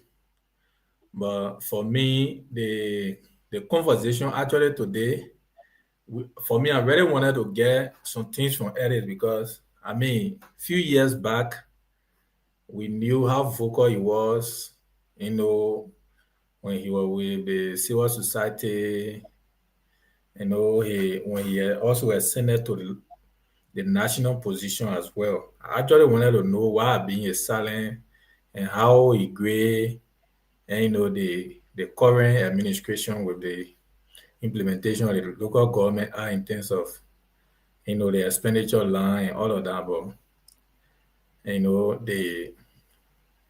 the conversation, they were two, so we could not really delve into that. And there are also issues in Nima with the civil society and council. I really wanted to understand because what is happening is that most time people concerned is that the civil society is one of the key components of doing check and balance. But as it stands, the civil society is absent.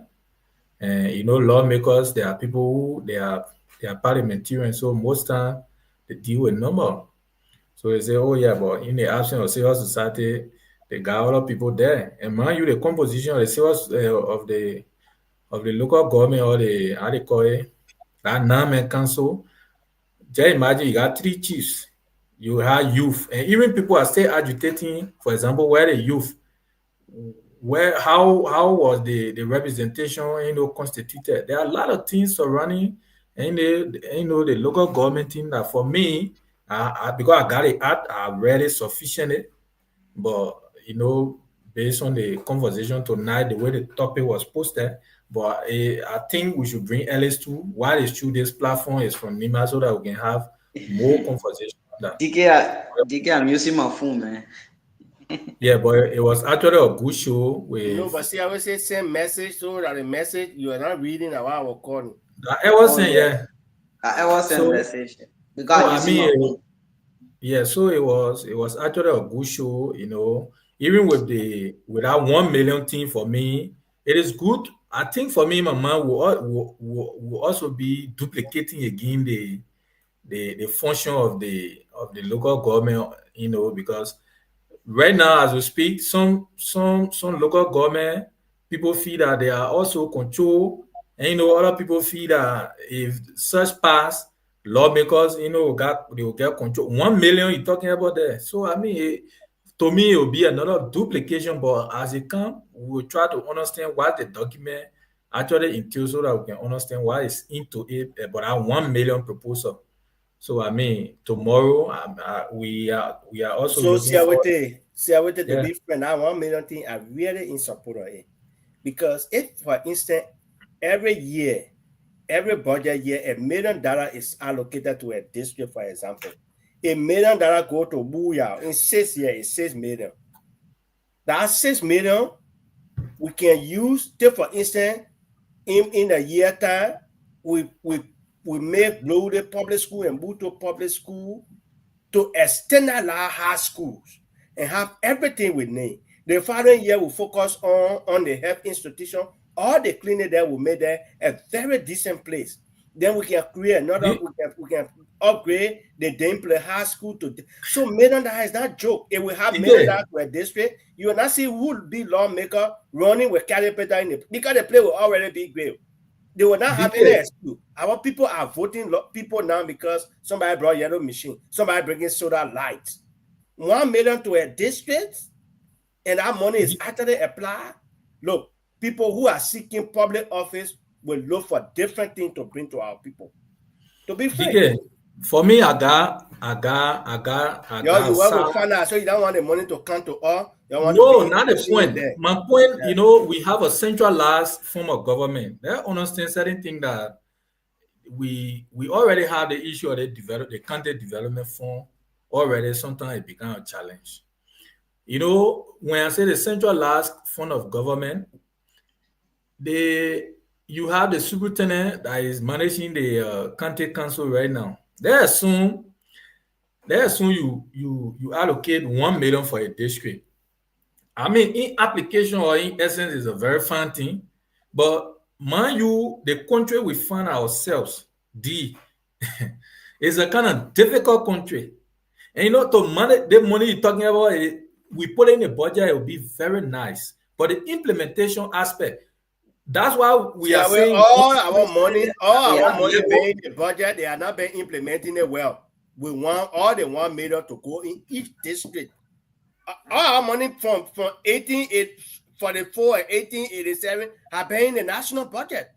They are not going to the local people. The fact, if you stay there, we will not benefit. Yeah, So that you can. We will not get it. We hope. That's why I say we hope to see the document. The GSC, the LACC, and everybody monitoring it. You know why? But let me tell you, across for instance, Zoge Sanitary District headquarters is Butu. I'm not talking about Booyah. I said Zoge. Compare the superintendent compound that is sanitary superintendent compound in Butu compared to the district commissioner compound in Benue, right across the river. And compared to the district commissioner compound that was just built recently in Biple. So if we have $1 million going to a district, all of us will be on it. And the same way they were having district development fund, we all gather in Biple to discuss what we want the thing to be. How we want to use the money in Booyah, for example.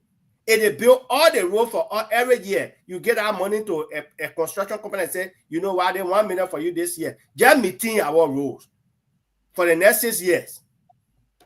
Grade up every dry season meeting our roads. The next thing we're focusing on the health. The next thing we're focusing $1 million. In our $1 million, people say, okay, you know what? In 1 year time, let's say in the next 6 years, we want to train at least 6,000 Booyah children there as teachers and nurses.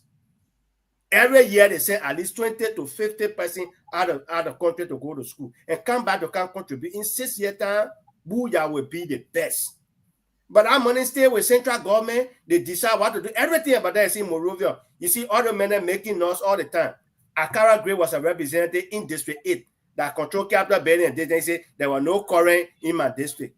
The district that had the executive marshal, that get University of Labrador, that get the police headquarters, that get all the government institutions in Labrador, that district you represented, there were no current. Why do you think people taking solar light to our district? I mean, we want that money. All the things.